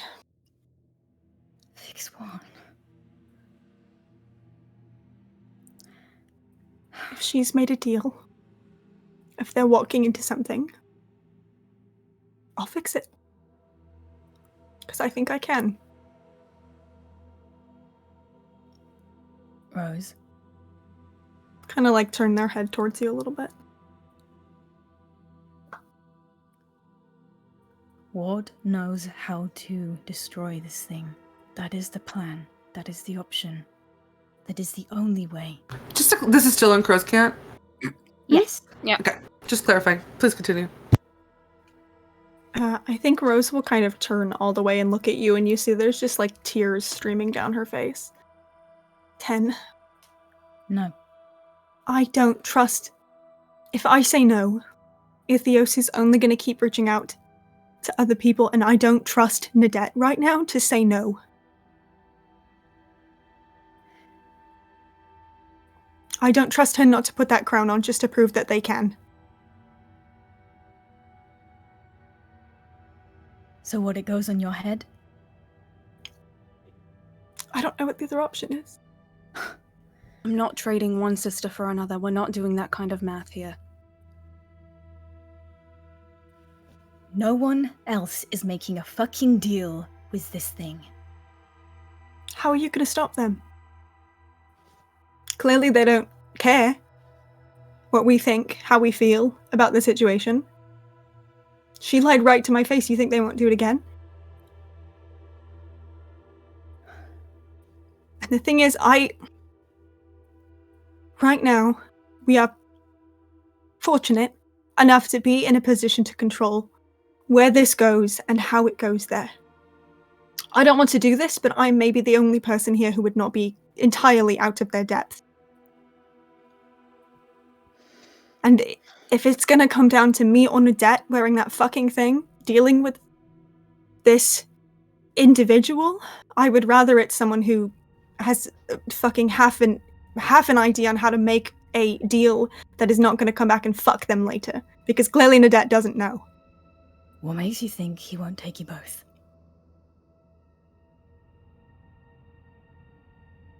He seems fairly big on deals. No, Rose, you put that thing on. You sever yourself away from the rest of us. We can't make plans. We can't help you without him listening in. I'm not doing that. I'm not putting a wall up around you. Maybe there's a, I mean, I don't know how things unfolded with Reva, but maybe there's a version of this where I don't put the crown on. I just help. That's a big if.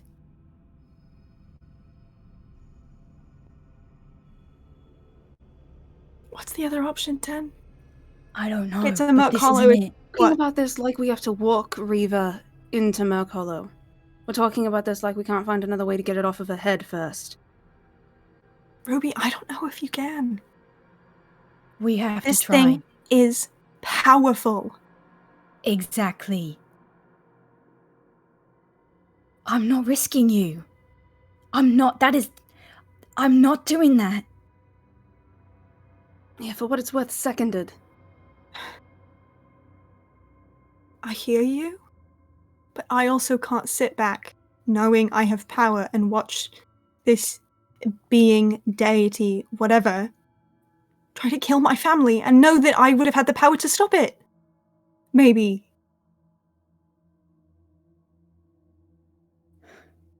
This is not the only way you can use that power, Rose. But you make a deal with it.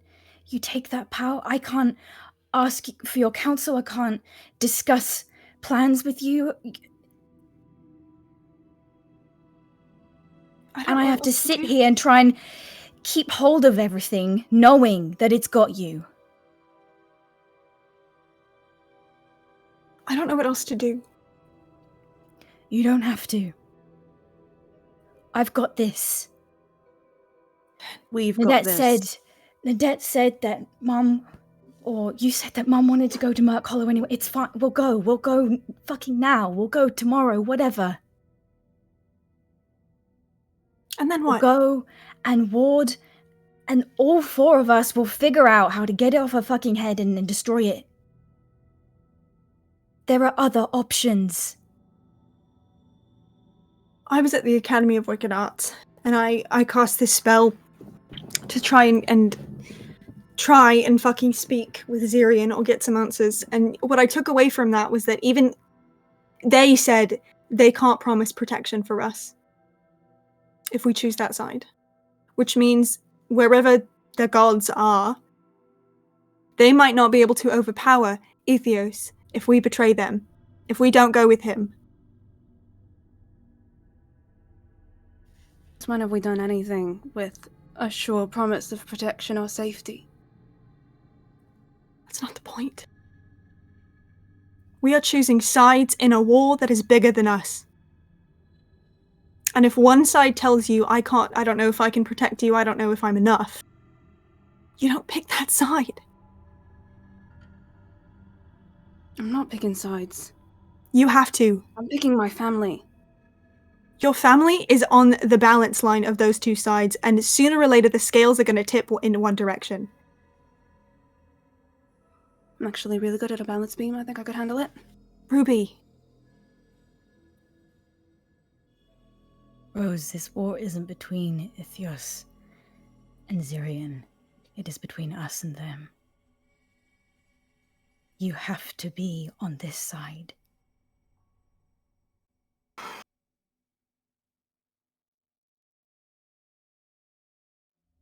I am on this side. But I also recognize that right now, as it is, we are fucked if something doesn't change. And if there's something that changes, if that's Nadette making deals and digging us deeper, we're only extra fucked.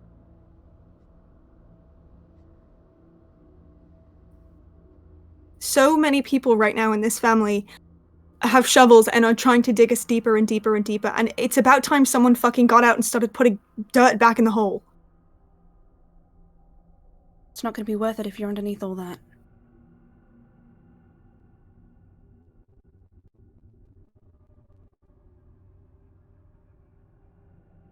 I don't know.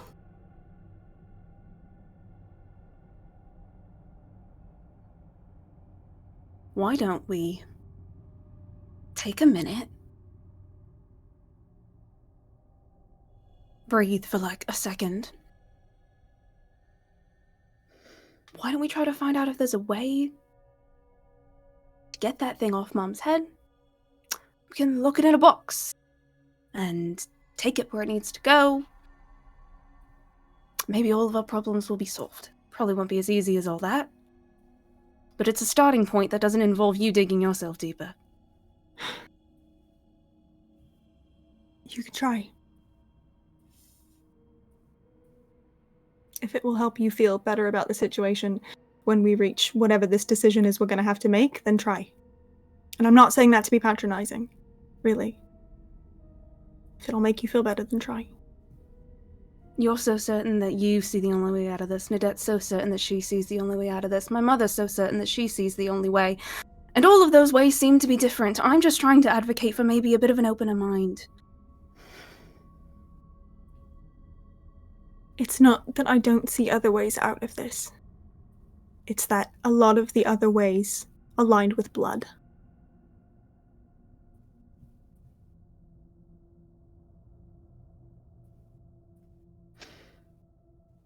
You said he, had given you to the end of the day? Yeah. It's barely noon. Give us that, please. Yeah. As long as we keep the dead away from that fucking crown. Yeah. It's clear it doesn't matter what her proximity is to it.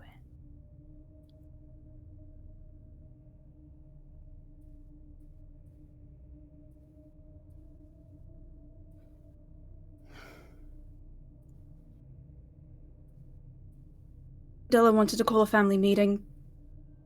I was Lovely. gonna have us all go over there after. I forgot to fucking... Thought we'd have our little meeting and then we'd go there after we talked about what we wanted to do and what we wanted to say. The big thing is we need Reva to not kill any of Ithios's followers, or else this all goes to shit very, very quickly. Oh, that's fantastic. She made a comment to me about murdering all of them last night, so this is gonna be fantastic. It's gonna be a good day. Lovely. Yeah. Great.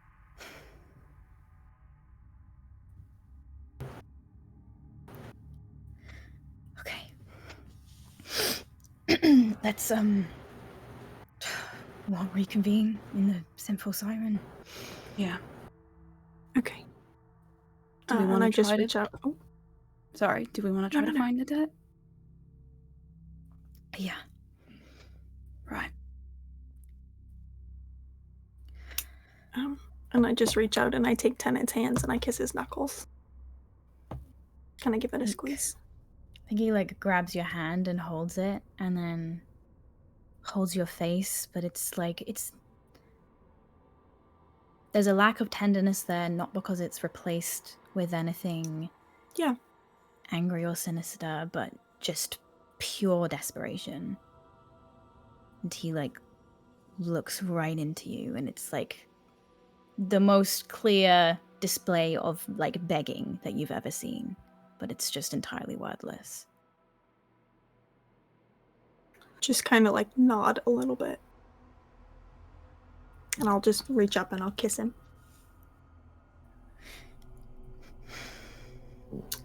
And I think that's where we're going to call it for today. Oh man, see you in 2 weeks. We will see you in 3 weeks for the next episode of Tales from Beyond Crow Lane. We'll see you Wednesday for Starfarers. Until next time, hug your family members, hug them tightly, tell them you love them. Caw-caw. Caw-caw.